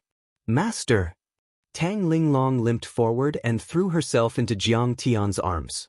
She hugged Jiang Tian tightly and wailed with tears in her eyes, "I'm unfilial. I'm guilty. I'm sorry that I've harmed you this time. It's fine. I'm going to Japan for a vacation. What's there to be sad about?" With a gentle smile, Jiang Tian patted her shoulder and swept his sharp gaze across the crowd. "My disciple only killed a few Japanese devils. What crime did she commit? You can rest assured. Whoever dares to bully you, whoever dares to touch a single strand of your hair, when Master returns, I will chop them into pieces." When the experts of the Condor team met Jiang Tian's sharp gaze and felt the terrifying pressure emanating from Jiang Tian, they subconsciously took a step back. Their eyes were filled with fear, and their hearts were filled with unease. "Master Kong, you must be joking. We admire Tang Linglong very much. We all know that Tang Linglong's actions are out of patriotism. However, her actions have seriously affected the relationship between Japan and our country. We have to give her an explanation." The young man in the lead took a step forward and bowed with cupped fists. His expression was humble and respectful, but a trace of jealousy that was difficult to notice flashed in the depths of his eyes. His name was Qin Zongheng, the young master of the Qin family in Yanjin. He was a Dian-Song sword cultivator and had already reached the initial transcendent state. Before Jiang Tian's rise, he had been regarded as the top cultivation genius in Wuxia. Recently, Yi Zhantian had even ranked him as the 20th on the divine roll. He'd always been extremely conceited and complacent, but since Jiang Tian swept through and rose up in a domineering manner, his radiance was instantly covered by Jiang Tian, and it was like a grain of rice that couldn't compete for brilliance with the bright moon, dimming in comparison. How could he not be jealous? "That's right. I'm going to Japan this time to give you an explanation and give them an explanation." Jiang Tian cracked a smile and said. He didn't like the Condor team at all. The Condor team was a group of top elites in Wuxia. They claimed that they were responsible for reviving Wuxia and protecting the country. They even had the potential to crush the Long formation and replace it. But in fact, these slogans, these bold words, were all shouted for others to see. They were good at scheming against each other, doing business and playing politics, but how many of them had ever fought on the front lines? How many of them had bled or been injured? How could they be as brave as Huaxia's dragon group, risking their lives to kill the enemy? After all, they hadn't been tempered by war. They relied on the protection of their ancestors and enjoyed the fruits of others' labor. They didn't have much courage. They only thought about building a good relationship with the international overlords and winning economic benefits for their families or themselves. Just like how Tang Linglong killed a few Japanese soldiers, they were eager to show their goodwill to Japan and give them an explanation. They were like traitors who had betrayed their country. Where was their backbone? Where was their courage? Even though they had the support of their sects or even semi-hidden sects, even though they had many transcendent state grandmasters among them, they were nothing in Jiang Tian's eyes. Grandmaster Jiang is truly lofty and lofty, swallowing 10,000 li like a tiger. Master Kong had been to Singapore and had become the Grand Preceptor of Singapore. He had taken control of the Tan family and abolished the Koryo Medical College. He had shown the might of our country. Qin Zhonghen cracked a smile and said, "If Master Kong sets foot in Japan, I think he will be able to return to his country safely." How could the Japanese overlord stand a chance against Master Kong? Although his words were praising Jiang Tian, the corners of his eyes were filled with ridicule. In his eyes, so what if Jiang Tian was an immortal state warrior? So what if he had killed Xiaobin? The Japanese Cherry Blossom Society was one of the top organizations in the world. It was not something that the Chinese Club of Star State and the Russian Winter Soldiers could compare with. Xiaobin had only reached the half-step immortal state after 20 years of hard work. Wang Chongyan had not even reached the half-step immortal state yet. He had only cultivated both Dharma spells and martial arts and was as powerful as a half-step immortal state warrior. The Japanese Cherry Blossom Society was guarded by several immortal state warriors. Jiang Tian's body was made of iron. How many nails could he crush? If he set foot in Japan this time, he would be crushed by the Cherry Blossom Society. Qin Zhonghen thought gloatingly. This was also good. The Condor team's young master Bai was planning to take over the Dragon team. If Jiang Tian died, it would be equivalent to one less strong competitor. "You want me to come back safely?" Jiang Tian smiled faintly and said, "Ha, is that all you can do? Aren't you underestimating me too much? Aren't you overestimating this Japanese scum? If I go to Japan, I will destroy the Cherry Blossom Society with a swing of my sword." The young overlords of the Condor team looked at Jiang Tian speechlessly. How arrogant! Disdainful and insufferably arrogant.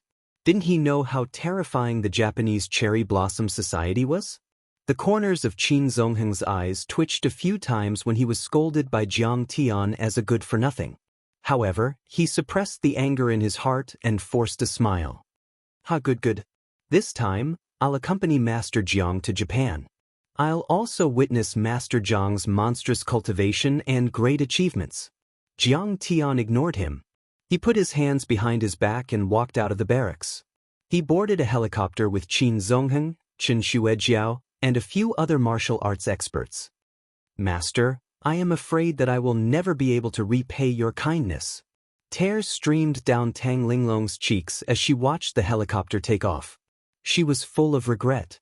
Her master had to take the blame for her impulsive actions. "Don't worry, your master will be fine."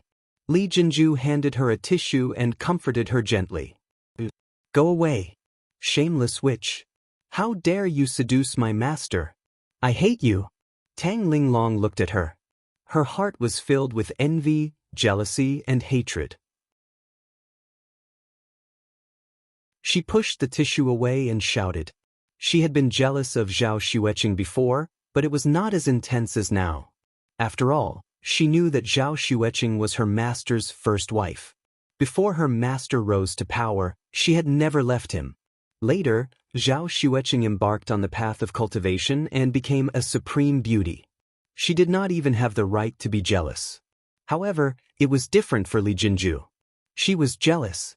She was jealous that Li Jinju could win Jiang Tian's favor. She was jealous of her position in Jiang Tian's heart. She was jealous that she could be naked with Jiang Tian. She was jealous that she could help her master's career in South Korea. She was jealous. She was jealous of Li Jinju's beautiful appearance and noble status. She was the goddess of South Korea and the #1 beauty. She was also the princess of the Li family and the palace master of the Tanjun Daoist palace. She could not compare to them. She hated everything. She hated everything in the world. She hated fate's tricks and arrangements. She loved her master more than Li Jinju. Why did Jiang Tian treat her master 10,000 times better than her? He might even slap himself in order to protect Li Jinju. Stupid girl, I'm comforting you. Why are you so rude to me? If it weren't for you, would my master be in danger in Japan alone? You are a jinx. Li Jinju wanted to comfort Tang Linglong. She even wanted to tell her the truth about Jiang Tian helping her to refine the blood pill that day. However, she did not expect her to be so ungrateful and even insulted her. She was angry and immediately retorted. She crossed her arms and said sarcastically, "Am I a witch? My master likes me to be gentle and sensible. He likes me to be young and beautiful. Unlike you, a simple-minded and violent girl.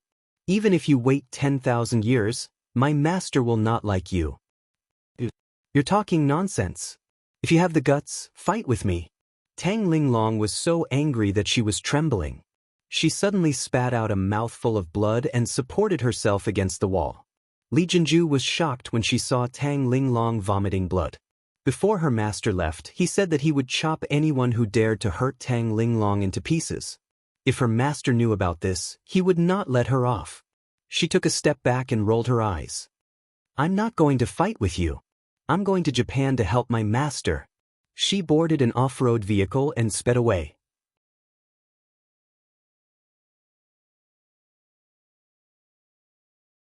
Chapter 403. Li Jinju, don't go.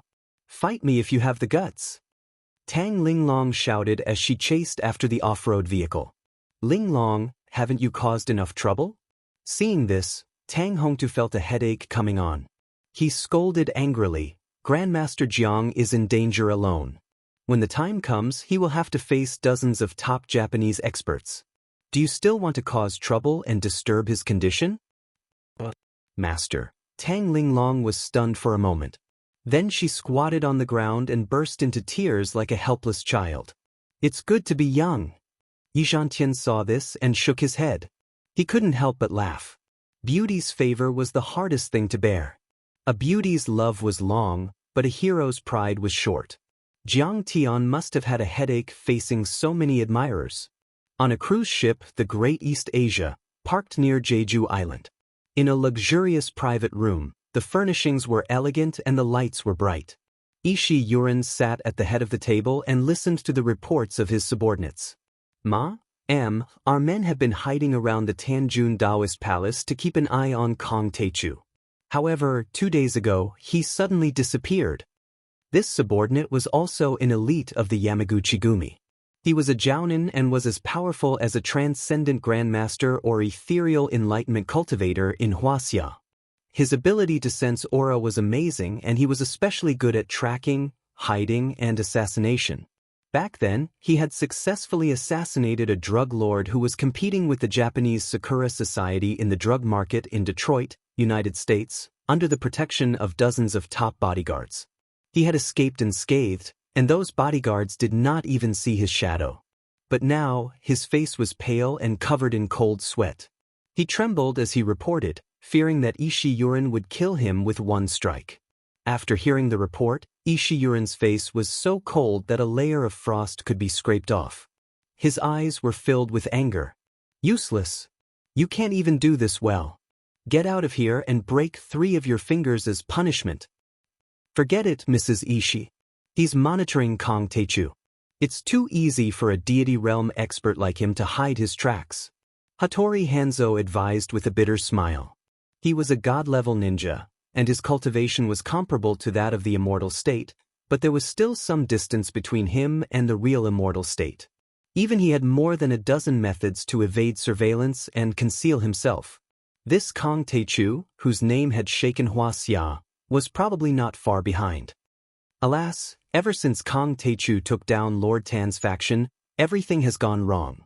Ishi Imperial Lotus sighed and waved his hand to signal his subordinates to retreat. Our Yamaguchi-gumi is a patriotic organization. In 2008, we successfully obstructed the Olympic torch relay in Japan. Every year, during the Jiaoyu Islands dispute, we will also ruthlessly attack those reckless fishermen from China, she said in a deep voice with a furious expression. But this time, before our ships could even make a move, the Great Mountain and a few other Japanese patrol ships were sunk by the enemy. More importantly, we have lost Kang Teichu's whereabouts. It's really a pity. So what should we do now? Nagaki Miyamoto said bitterly. The assassination attempt on Kang Teichu failed, and the fishermen did not arrive in time. If Lord Anpei knows about this, I'm afraid he will be very disappointed in us. Can you blame us for this? Hattori Hanzo smiled disdainfully and said, Kang Teichu is too cunning. I'm afraid he is afraid of us Japanese overlords, so he ran back to Wuxia. I think Master Anpei Jipping will also understand after he understands the situation. Did he run away? Kang Teichu is known as the only immortal state overlord in Wuxia. He may even be able to suppress Yi Zhantian. He is very strong, but compared to us Japanese overlords, he is still too weak. Ishi Imperial Lotus picked up the teacup and took a sip. She sneered disdainfully. She was not exaggerating. In recent history, Japan had repeatedly violated Wuxia and committed heinous crimes. They had always been suppressing Wuxia, and the two countries could be said to have a blood feud. Similarly, the martial arts world of the two countries had many conflicts. There were many bloody incidents, and they were called old enemies. In the late Qing dynasty, Sasaki Koshiro, the sword sage of Japan, once traveled across the ocean to Wuxia and challenged many Wu Dao grandmasters. He was invincible all the way. In the end, he forced the immortal state master who accompanied the Empress Dowager in the Forbidden City to intervene. However, the immortal state overlord still lost to Sasaki Koshiro. This battle was also known as the pinnacle of the 19th century. In the early years of the Republic of China, the Japanese Grand Onmyoji, Anpei star map, traveled to Wuxia and challenged many Daoist masters in Wuxia. With the art of yin-yang, he defeated the sect master of the Maoshan sect and killed Master Lei of the Celestial Master sect. It was said that many semi-hidden sects perfected cultivators had intervened, but they could not do anything to him. During the anti-Japanese war, the former sword sage of Japan, the sword god of Japan, and the top master of the Cherry Blossom Society, Miyamoto Genichi, once challenged many masters of the Yellow Flame Iron Brigade on the 800-mile Chin Creek. He killed 3 martial arts grandmasters and a half-step immortal state overlord. Yen and was in a state of emergency, and in the end even Yi Tianren, the great ancestor of China, intervened. Although Wuxia was founded and the two countries had established diplomatic relations, the Japanese Cherry Blossom Society was still active in Wuxia, causing friction with the Wuxia martial arts community. However, even the Long Formation could not wipe them out. It could be said that for more than a century, the Japanese overlords rarely lost to the overlords of Wuxia. This made many overlords of Japan look down on Wuxia, thinking that Wuxia was invincible. In their view, no matter how powerful Kang Teichu was, he was just an immortal state overlord or half-step immortal state overlord. In Japan, there were more than a dozen immortal-level ninjas and kendo master Fan-Ru who were comparable to an immortal state warrior. There were also Shikigami who were far more powerful than an immortal state warrior. How could he not run away? The people of Wuxia are cowards, like a flock of sheep. They always like to run away. Hearing this, Nagaki Miyamoto gradually pulled himself together. He curled his lips, revealing deep wrinkles, and snorted disdainfully. They are good at guerrilla warfare, which is running away. The military operation known as the Long March was also a great escape that involved throwing away their helmets and armor. They just call it that to make it sound good. It seems that Kong Teichu is no different from those ugly Wuxia people. Yeah, I really overestimated him. Hattori Hanzo smiled contemptuously and nodded. But if you think about it carefully, no one from Wuxia has dared to challenge Japan in the past 100 years. His choice is understandable. He frowned and pondered. In fact, I even think that he is only half-step immortal state overlord, only slightly stronger than Xiao Bin of the Russian Winter Soldiers. I have never seen an immortal state overlord before the age of 30. Transcendent state overlords are rare. Maybe he used some secret method to disguise himself as an immortal state overlord. But if he doesn't come, we will lose a chance to show our strength. Ishi Yulian sighed regretfully. But at that moment, her satellite phone rang. She picked it up and said a few words. Her expression changed abruptly, and her jade-white hands trembled slightly. Ishi, what's wrong? Seeing that she hung up, Hattori Hanzo frowned and asked. The Great Mountain incident was caused by Kong Teichu. As soon as Ishi Yulian said this, everyone was shocked, but they also had a feeling of, I see. Yes, he had the guts to destroy several patrol ships and kill hundreds of people on the Senkaku Islands. How many people were there in Wuxia? Kong Teichu was probably the only one. Besides, after the mediation of Wuxia's Condor team, Kong Teichu was sent to Japan as a war criminal to be judged by the Japanese government. Ishi Yulian said with a complicated expression. Idiot, the Condor team is too cunning. Sending Kong Teichu here? This is a hot potato. For a moment, many Japanese overlords were cursing. After the Great Mountain incident, the Japanese upper-class society, especially the military and political circles, were in an uproar and demanded an explanation from the Wuxia government. The Chen family of Yanjin was threatened and intimidated by many Japanese partners. Many Japanese consortiums said that they would terminate their cooperation with the Chen family. The Chen family immediately said that they would give Japan an explanation. And now, the explanation was here. However, an immortal state warrior was no ordinary person. He was as powerful as a nuclear bomb. If they didn't kill him, it would damage the country's prestige. Killing him was extremely difficult and dangerous. If this wasn't a hot potato, then what was? If this wasn't a trap, then what was? Are you afraid? Ishi Yulian smiled like a female Zhuge Liang who was confident of victory. He smiled and said, Kong Teichu has been tied up by the dragon-snaring lasso and drank the heart-burning tea of 5 poisons. He's just a piece of trash now. What?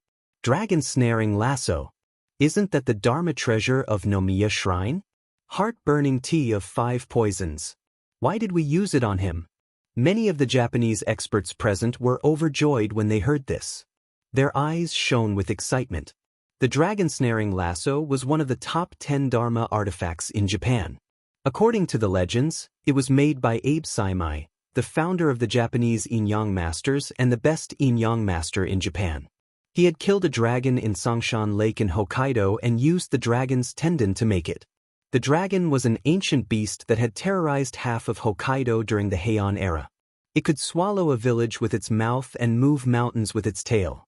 Abe Saimai was no match for it back then. In the end, dozens of kendo grandmasters and immortal-level ninjas worked together to kill it. The power of the dragon-snaring lasso was extraordinary. It could swallow the blade chi of ninjas and kendo masters and turn them into energy for the dragon-snaring lasso to increase its durability. Once bound, no matter how powerful you were, you would still be captured and unable to escape. In fact, the stronger your cultivation base, the stronger the binding. Not even immortal state warriors could do anything about it.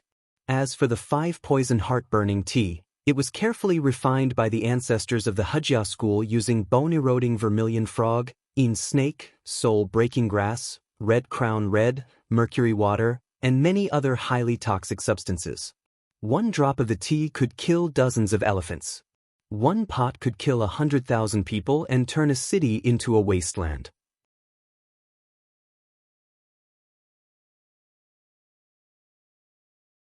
Chapter 404. If a human took it, their blood would burn like fire and their organs would turn into blood.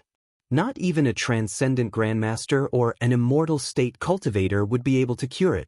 Both the dragon-snaring lasso and the 5-poison heart-burning tea were extremely powerful. Not even the great sword god of the Cherry Blossom Society would be able to stop them. The Chen family's business interests are all in Japan, and they even have shares in the Mitsui Group. Chen Xuejiao is in charge of the Condor unit, and she's one of us. Ishi Yuren cracked a smirk and said, she notified the Cherry Blossom Society as soon as she knew that Kong Teichu was involved. Mr. Ampere Yashihira spent a lot of effort to persuade the leaders of the Cherry Blossom Society to send the dragon-snaring lasso and the 5-poison heart-burning tea to Huaxia for Chen Xuejiao to kill Kong Teichu. As soon as he said that, the entire place was in an uproar. Many of the Japanese powerhouses present were celebrating, cheering, and beaming with joy. This is great. Even if Kong Teichu is an immortal state warrior, he won't be able to use any of his power under the effects of the dragon-snaring lasso and the 5-poison heart-burning tea. Wouldn't killing him be as easy as taking something out of your pocket? But Huaxia is an inferior race. How can there be a real immortal state warrior? He is at most half an immortal state warrior. Huaxia is just bluffing. I don't care what level he is at. He is dead for sure. I will give him a taste of my blade first. Hehe, Kong Teichu is so arrogant. He dares to go against us and destroy 6 battleships. However, he didn't know that the Condor team and our Japanese Cherry Blossom Society are working together. Now that there's a fire in his backyard, he has to take drastic measures. The many Japanese ninjas, kendo experts, and onmyoges who were originally quite wary of Jiang Tian instantly became excited.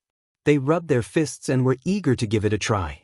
They were eager to kill Kong Teichu as if he was a fish on a chopping board. Chen Xuejiao is very efficient. We must give them more benefits. Hattori Hanzo nodded and smiled. Yes, Nomiya Shrine and the Japanese Cherry Blossom Society will have to support the Condor team in the future. If the Condor team can replace the Huaxiaolong formation, then we will have one less huge threat. We will be able to enter Huaxia as if there is no one there. Nagaki Miyamoto's eyes flashed with a chilling light as he nodded in agreement. Condor team, De faction. Huaxiaolong formation, Eagle faction. Of course, the Dove faction had the final say in an enemy country. Nomiya Shrine Ampere Kahesama's instructions are, Ishi Yulien said coldly, let our ships head south and meet Chen Xuejiao's ships on the high seas, and take over Kong Teichu. Her beautiful face was stern and her phoenix eyes were cold. She said word by word, to avoid any unexpected changes, execute Kong Teichu on the high seas. Kill Kong Teichu and raise the prestige of our country. Kill Kong Teichu and raise the prestige of our country. For a moment, the blood of many Japanese experts was boiling. They pulled out their katanas and shouted at the top of their lungs. The prestige of our country? The name of your Condor team's ship is really funny. When the helicopter flew to a ship, Jiang Tian saw a few big words on the hull of the ship and couldn't help but laugh. Qin Zongheng's face turned red, and then he said seriously, Master Kong, the Condor team has always regarded the Japanese Cherry Blossom Society as our mortal enemy, and we also want to kill them. However, everything needs to be done with strategy. Now is not the time to start a war with the Cherry Blossom Society. Wait until when? With your strategy, the so-called hiding your strength is meaningless. Jiang Tian sipped his tea calmly and sneered, you are improving your strength, but others are also improving their strength. This is a war of attrition, a protracted war. The best time to start a war was 10 years ago, 100 years ago. If we haven't started a war before, the best time to start a war is now. Even if we suffer heavy losses, we can't let them live peacefully. Even if we lose 800 of our own men, we have to injure 1,000 of our enemies. Look, the Cherry Blossom Society has been snatching cultivation resources in Huaxia for so many years. How deep is their foundation? And when did the Condor team go to Japan to snatch cultivation resources? Qin Zongheng's face froze, and he said anxiously, the Cherry Blossom Society has 4 major shrines and 12 shikigami. Most of these shikigami originated from the Heian era, and they have hundreds of years of history. They absorb the power of faith of the people every day and cultivate a huge amount of soul energy. They have unfathomable abilities, and even immortal state experts are no match for them. He asked in a hoarse voice, "Do you think you can kill them? Isn't it a hopeless situation for us to set foot in Japan? We have to conserve our energy." "Oh, wait 20 years, 50 years, 100 years. Will these shikigami die?" Jiang Tian sipped his tea and sneered, "No, their soul energy will only grow stronger. You are a senior member of the Condor team, and you have a broad vision and experience. You should know that the competition in the cultivation world is actually a competition for cultivation resources. Then, you should be robbing and snatching, instead of hiding in China and wasting your resources. Don't think about splitting the cake, you should think about how to make it bigger. I can't explain it to you." Qin Zongheng's body trembled and his face paled after hearing what Chen Fan said. But he didn't say anything else. He just frowned and looked at the national prestige that was getting bigger and bigger outside the cabin. Jiang Tian didn't know that Qin Zongheng's heart was already in turmoil. Jiang Tian and Bai Diqing, the leader of the Condor team, had completely different views. It could be said that they ran in opposite directions. He felt that Jiang Tian's words were outrageous, but after thinking about it, Jiang Tian's point made a lot of sense. Is Lord Bai wrong? The moment this thought came to Qin Zongheng's mind, he was shocked. How could he have such thoughts? How could he question Lord Bai's authority? He was the most popular young master in Yanjin and the spiritual leader of many young masters. He was also the personal disciple of the sect leader of the Mount Shu Sword sect. He was only 32 years old, but he had already reached the peak of the transcendent state. Even Yi Zhantian wasn't as powerful and domineering as he was. In Qin Zongheng's mind, Bai Diqing was like a god. And yet, he started to doubt Bai Diqing's point of view just because of a few words from Jiang Tian. It was dangerous to think like that.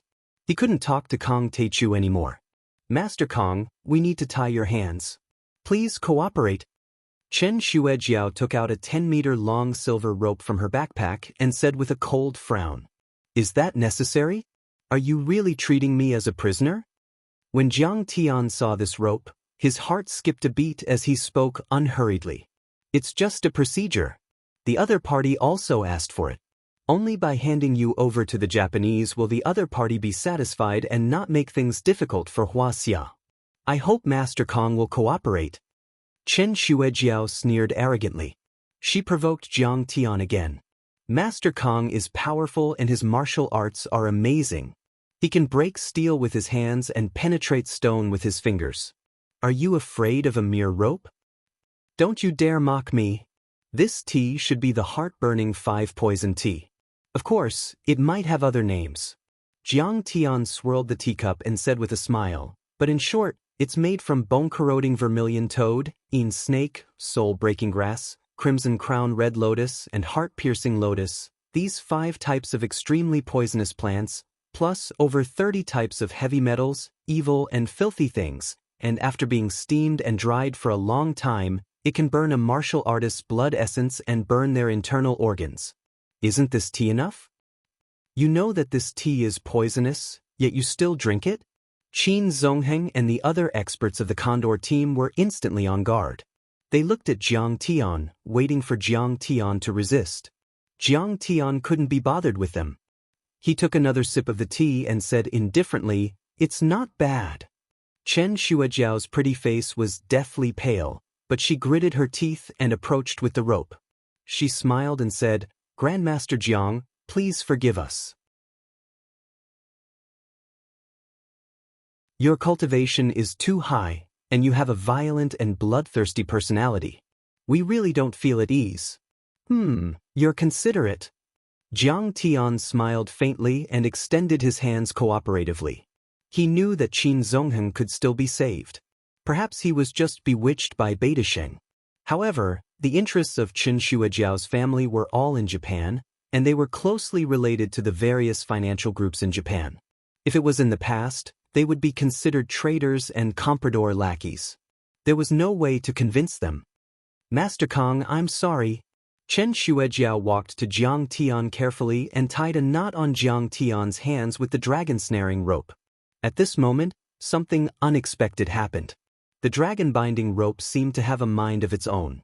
Like a spirit snake, it slithered around Jiang Tian's body, entangling his hands and feet. In an instant, Jiang Tian was completely tied up. It's really a treasure. Chen Shuejiao took a step back subconsciously. Then she smiled calmly. Kong Teichu, are you scared now? This is called the dragon snaring rope. It's made from the tendons of the ancient hornless dragon. It's really good. Jiang Tian also praised unhurriedly. Then he said disdainfully, however, there's no Dharma treasure in this world that can tie up Kong Teichu. Seeing this, Chen Shuejiao sneered. Kong Teichu, you're quite knowledgeable.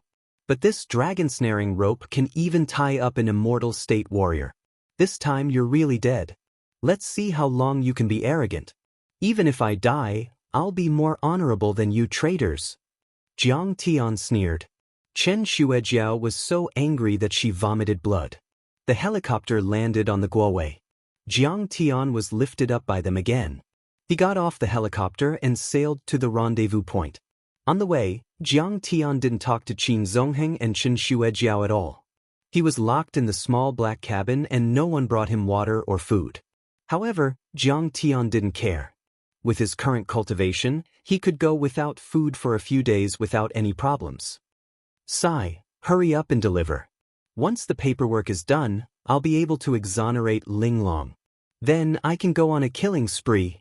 Jiang Tian could hear Chen Shuejiao's smug laughter and conversation in the cabin not far away. He closed his eyes silently and a mocking smile appeared on his face.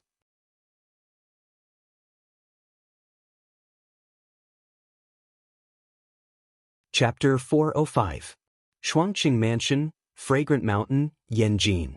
An old man in military attire was drinking tea and playing chess with a handsome young man in a moon-white gown. Di Cheng, you only come down once in 10 years, but you don't even come to see your Uncle Chao. I'm going to tell on you the next time I see the old man. As Chao Shixiang sipped his tea, he chuckled and said meaningfully. Next to them, Chao Jinjia was making tea for them.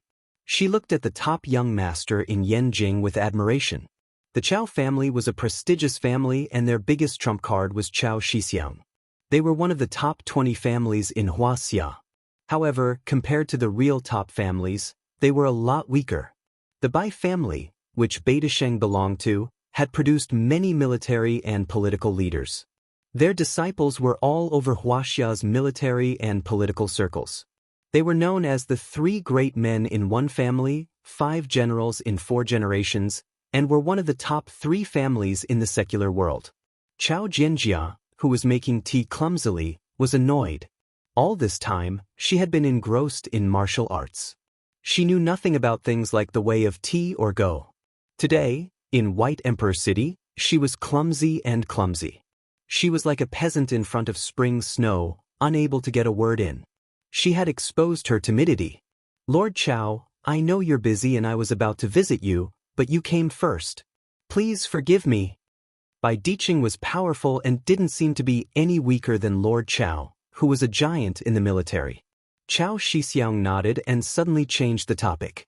Diqing, about the Great Mountain incident, was it your idea or the Chen family's idea to send Jiang Taichu to Japan for punishment? I've just heard about it. It's mainly the Chen family's doing. Bai Diqing smiled and said, This Jiang Taichu has a good relationship with me, and he was once Zhan Long's martial arts chief consultant. He raised Zhan Long's overall combat strength to an unimaginable level.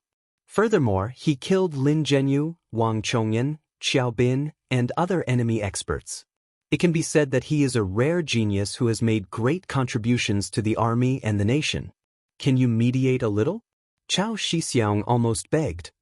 Uncle, you know that although I'm the honorary leader of the Condor team, it's actually just a title given to me by the young masters in Yanjin. Now that something has happened, someone has to be responsible. I'm afraid I can't say anything. Bai Diqing shook his head. A glint of anger flashed in Chao Shixiang's eyes and he smiled. Di Cheng, Who doesn't know that you're the young master of Yen? Yanjin? The patriarchs of the 7 dominant families will treat your advice as invaluable.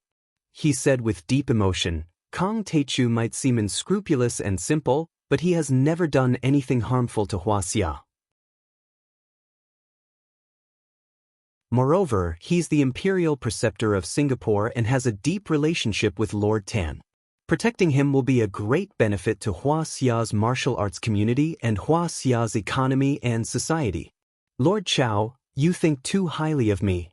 Firstly, I don't know how to help the people and have no position in the military or politics.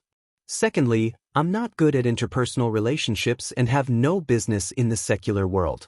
You can say that I'm a useless person who knows a little about martial arts. What Yen Jin Crown Prince's spiritual leader? That's what other people used to make fun of me. Did you really believe it? Bai Diqing laughed out loud. Brat, don't play dumb with me. Chao Shixiang smiled helplessly and pointed at Bai Diqing. Then he said with emotion, Diqing, my idea is for you to inherit the long formation of the Martial Arts Alliance while Kong Teichu manages the Martial Arts Alliance. You two will work together to protect Wuxia. Believe me, if you protect him, he will become your right-hand man. Bai Diqing said seriously, Lord Chao, I understand that you love talents, but I think you don't have to worry. I know that Kong Teichu is very capable. He's known as the #1 Grandmaster on the Divine List. He has defeated Hong Tianzhao, Mo Haoxiong, Wei Shuofeng, Lin Zhenyu, Southeast Asia's Oyila, Master Qing Lian, Wang Chongyan of Singapore, Xiaobin of Russia, and many other martial artists. His cultivation might have already stepped into the half-step divine realm. What kind of grace is this? What kind of talent is this? What kind of heaven-defying cultivation is this? He smiled slyly and said, Send him to Japan and shut the mouths of the Japanese officials. Maybe he can even defeat the Cherry Blossom Society and raise the prestige of our country. Isn't this killing 2 birds with 1 stone? I also know that you and Uncle Yi Zhantian of the Long Formation have been trying to make Wuxia's martial arts world go international. Isn't this a good opportunity? Chao Shixiang sighed in his heart. He knew that he couldn't persuade Bai Diqing today. He smiled bitterly and got up. Well, let's wait for the good news together. Out of the Shuangqing villa, Yi Zhantian led the 4 great spirit generals and asked, Lord Chao, what does Lord Bai think? Chao Shixiang didn't answer directly. He spat on the ground and gritted his teeth. Bai Diqing, you are too narrow-minded and jealous. You are sending Kong Teichu to his death. Yi Zhantian's heart sank.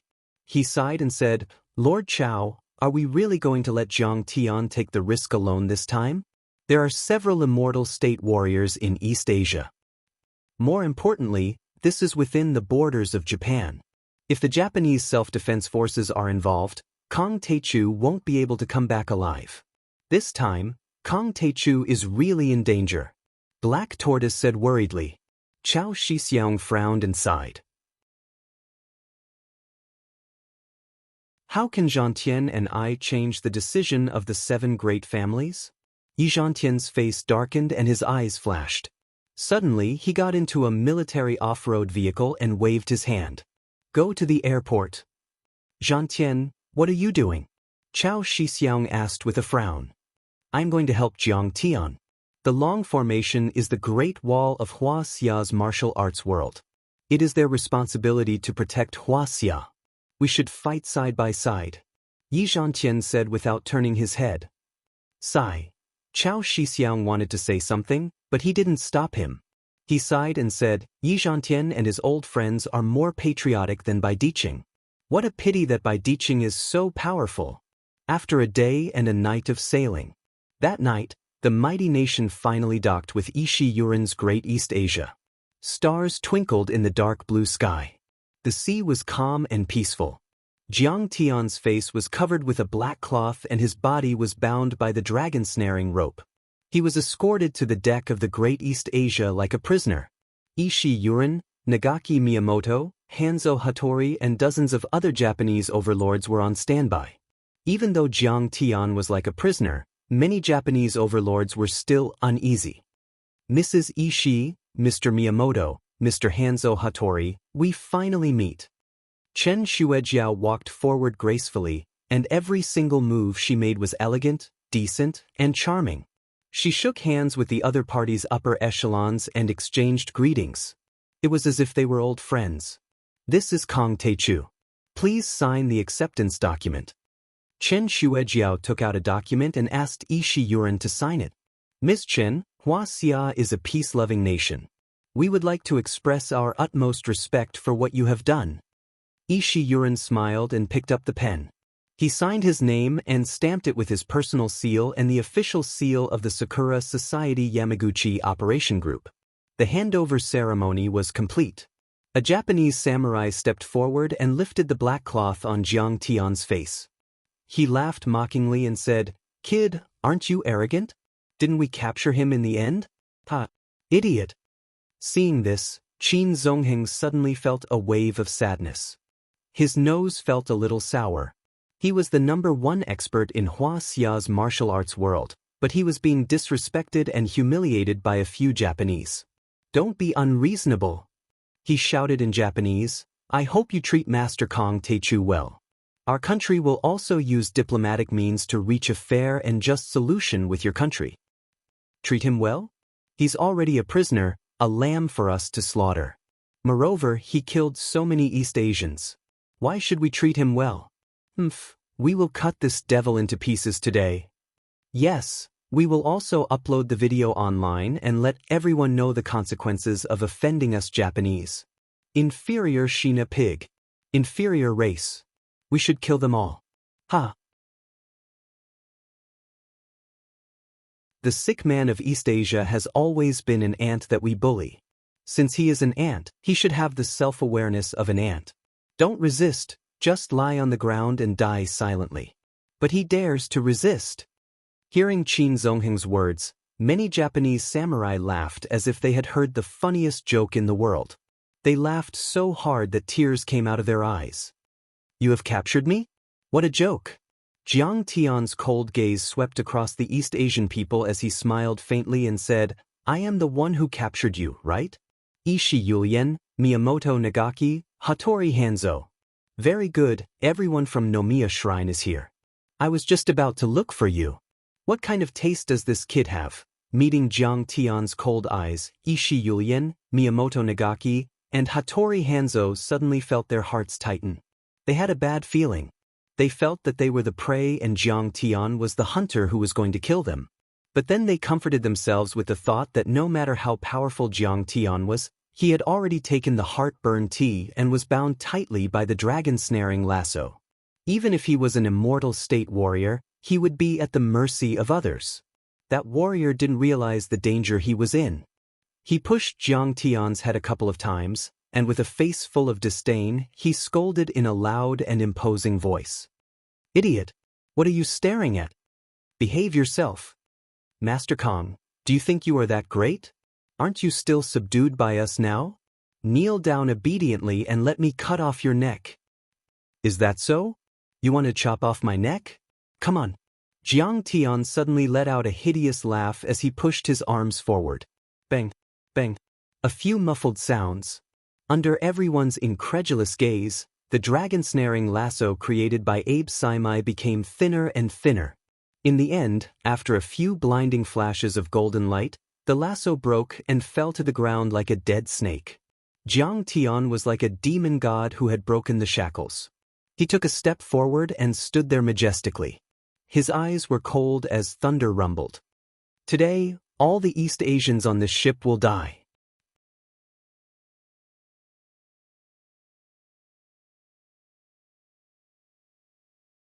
Chapter 406. What? That's the dragon-snaring lasso. How did it break? The dragon-snaring lasso.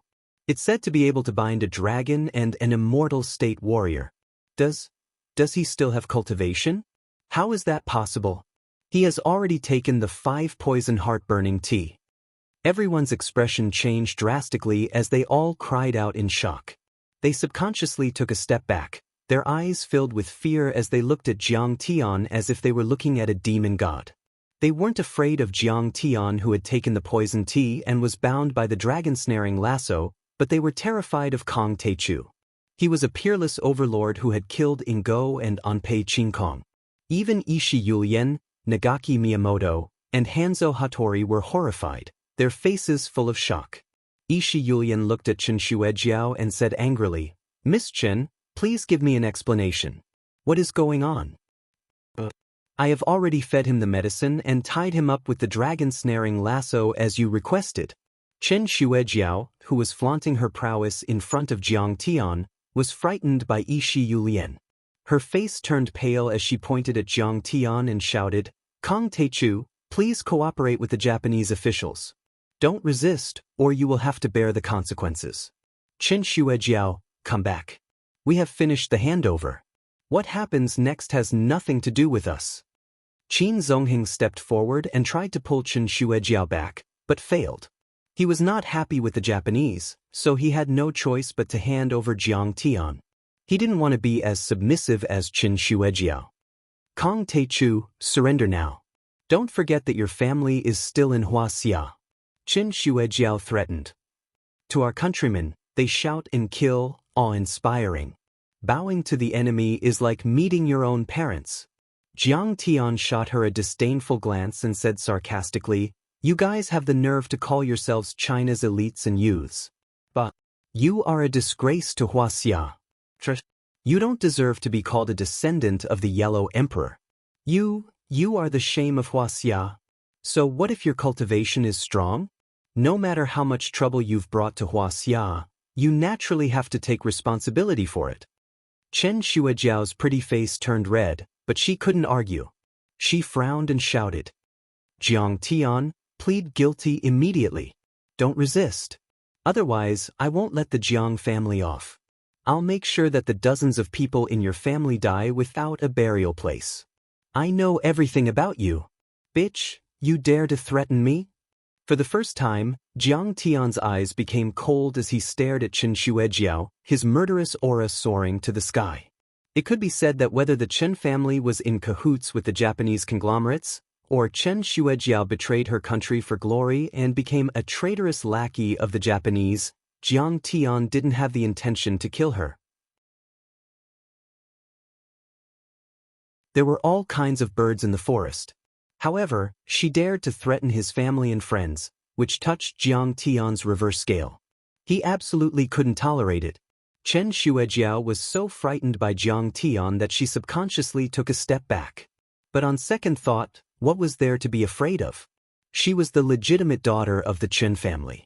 The Chen family's influence in Wuxia was ranked in the top few, and they had produced several officials of the border. Kong Teichu was so powerful that he dared to challenge the Chen family of Yanjing? Unless he didn't want to stay in Wuxia anymore. Thinking of this, she became strong-willed. She straightened her neck and said proudly, "I'm threatening you. What can you do to me? Ha, do you dare to hit me? You are surrounded by enemies. You're about to die. You'd better behave and not cause trouble for your family. You're right. I won't hit you. But I will kill you." Before Jiang Tian's voice died away, he stretched out his hand and made a grabbing motion. Chen Shuejiao felt a strong and irresistible suction force coming at her. It was as if she had fallen into a black hole in the depths of the universe. Even if she used many secret techniques, she still couldn't break free. She flew uncontrollably in front of Jiang Tian. Her snow-white and slender neck was already grabbed by Jiang Tian's right hand, which was like a big iron clamp. Let go of me. I beg you." Chen Shuejiao's eyes were filled with terror. She was so scared that she wet her pants and made an extremely weak sound of begging for mercy. Jiang Tian's cold and ruthless eyes told her that all this was not a joke. It was not a bluff. Jiang Tian really dared to kill her. "Master Kong, stop. This woman, you can't kill her." Qin Zongheng was so scared that his face turned pale. He cried out and begged for mercy. "Even the Heavenly King can't threaten me, let alone you. Go and die." Jiang Tian smiled ferociously as he exerted force in his hands.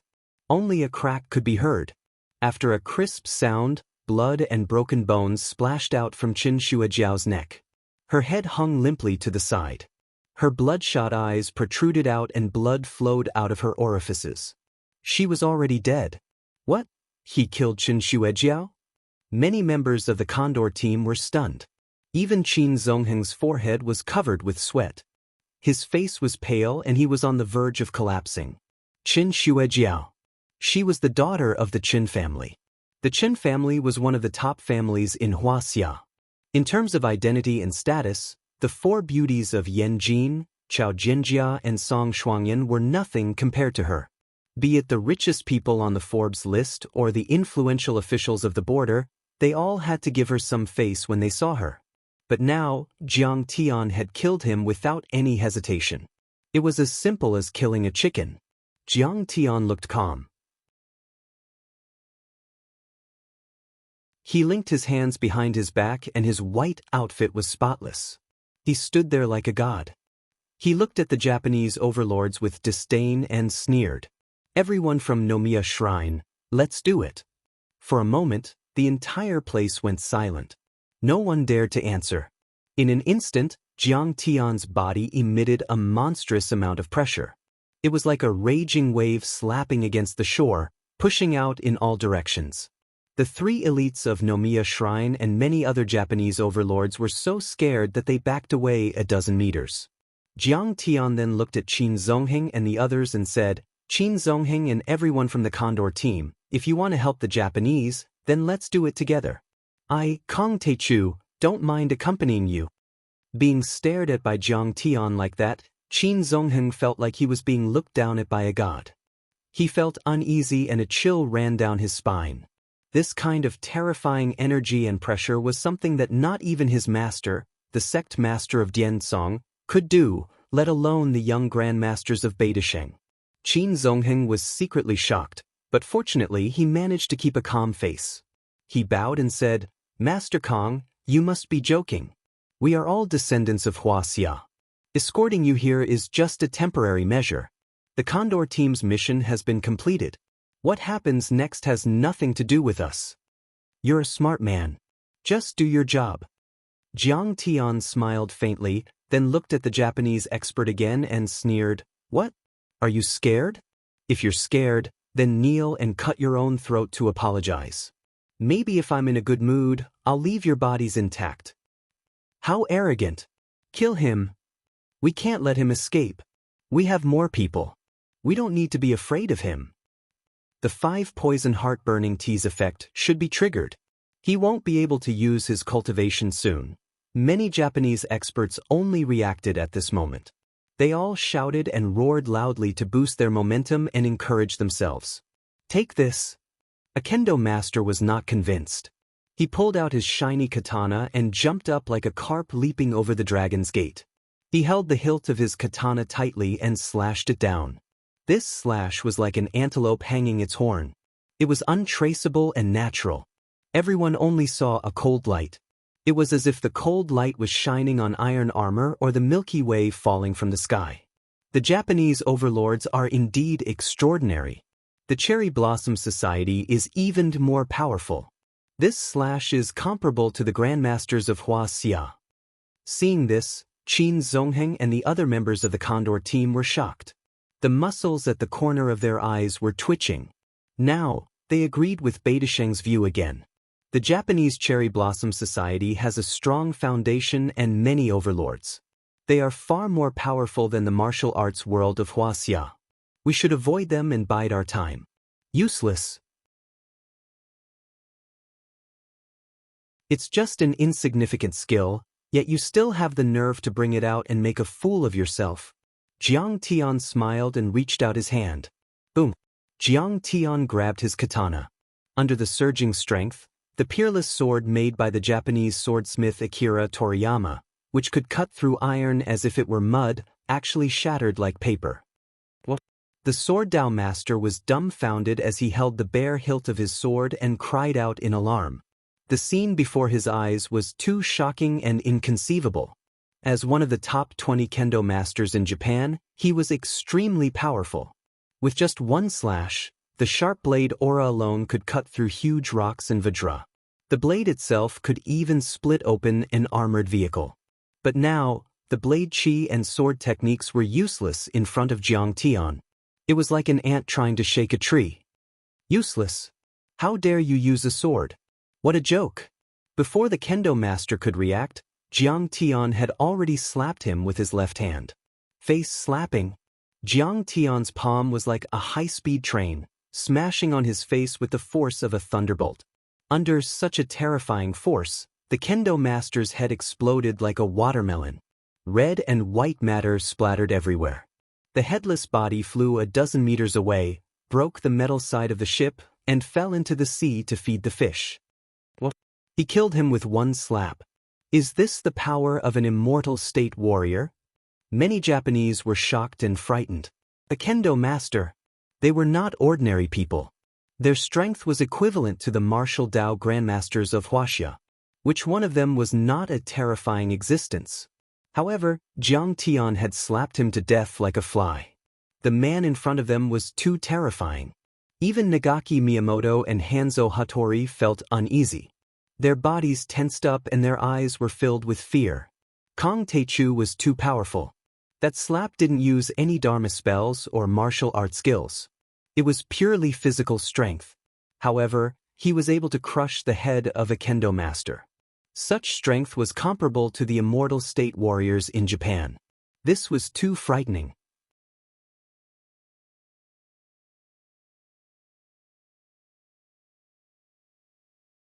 Chapter 407. Holy shit! Kong Teichu really lives up to his name. This is unbelievable. Many members of the Condor team found it hard to believe. They were deeply shocked and a little scared. This was because Jiang Tian didn't want to make things difficult for them and cooperated with them. If Jiang Tian wanted to escape, who would be able to stop him? He lives up to his name. I heard that Kong Teichu had already reached the immortal state. Now that I have seen it for myself, it is indeed true. Even Qin Zongheng looked at Chen Fan in awe. Although he was on by Diqing's side and was competing with Jiang Tian and Yi Zhantian, he had to admit that Jiang Tian was indeed a genius. At least in terms of cultivation, Jiang Tian could definitely crush him. Even Bai Diqing of the Condor unit was a far cry from Jiang Tian. A trace of shock flashed across Ishi Yulian's charming face, and then he shouted in exasperation, "What are you afraid of? We Dongyang people are known for our fighting spirit. Our Yamaguchi-gumi upholds the spirit of the samurai. We are not afraid of death. Whoever can kill this monster will be rewarded with 20 pounds of gold. Whoever can make him bleed will be rewarded with 10 pounds of gold." One had to admit that money was a good thing. With such a great reward, there were bound to be brave men. Everyone present was originally a fugitive. Normally, they treated human lives like grass. Their heads were tied to the waist of their pants. They were truly ruthless people. Now that there was such a great reward, the fear in their hearts disappeared. It was replaced by a murderous aura and an unyielding fighting spirit. Kill. Together, many kendo masters, ninjas, and yin-yang masters used their ultimate skills and charged toward Jiang Tian like a tidal wave. Good, very good. You should have done this from the start. What a waste of time. Seeing 7 or 8 kendo masters charging at him, Jiang Tian smirked and waved his fingers. A Gung-Jin Qi weapon swept across the area. This Qi weapon was dazzling and golden, but it was actually extremely sharp. Its murderous aura was endless, as if it could wipe out all living things in the world. Swoosh. Walla walla. Wherever the Qi soldier passed, the steel katanas in the hands of the 8 kendo experts were sliced apart as if they were made of paper. After that, the Gung-Jin Qi weapon's momentum did not diminish, and they were all cut in half at the waist. Amidst the mournful cries, waves of blood surged and sprayed out, flowing together with the steaming hot internal organs on the ground. This was a bloody scene. With a wave of Jiang Tian's finger, 8 sword experts bore the brunt of the attack and all fell. The pungent smell of blood filled the air, and the deck was covered in blood, limbs, and organs. They didn't die immediately. Some of them crawled and screamed while dragging their innards, making this area look like a scene from hell. Oh my God, this person is simply a demon. Retreat! Retreat! The dozens of Japanese masters at the front stopped in their tracks. The blood on the ground was sticky and slippery, and a few of them slipped and fell on their butts. The people behind didn't see the situation clearly and rushed forward, trampling on the few who fell on the ground.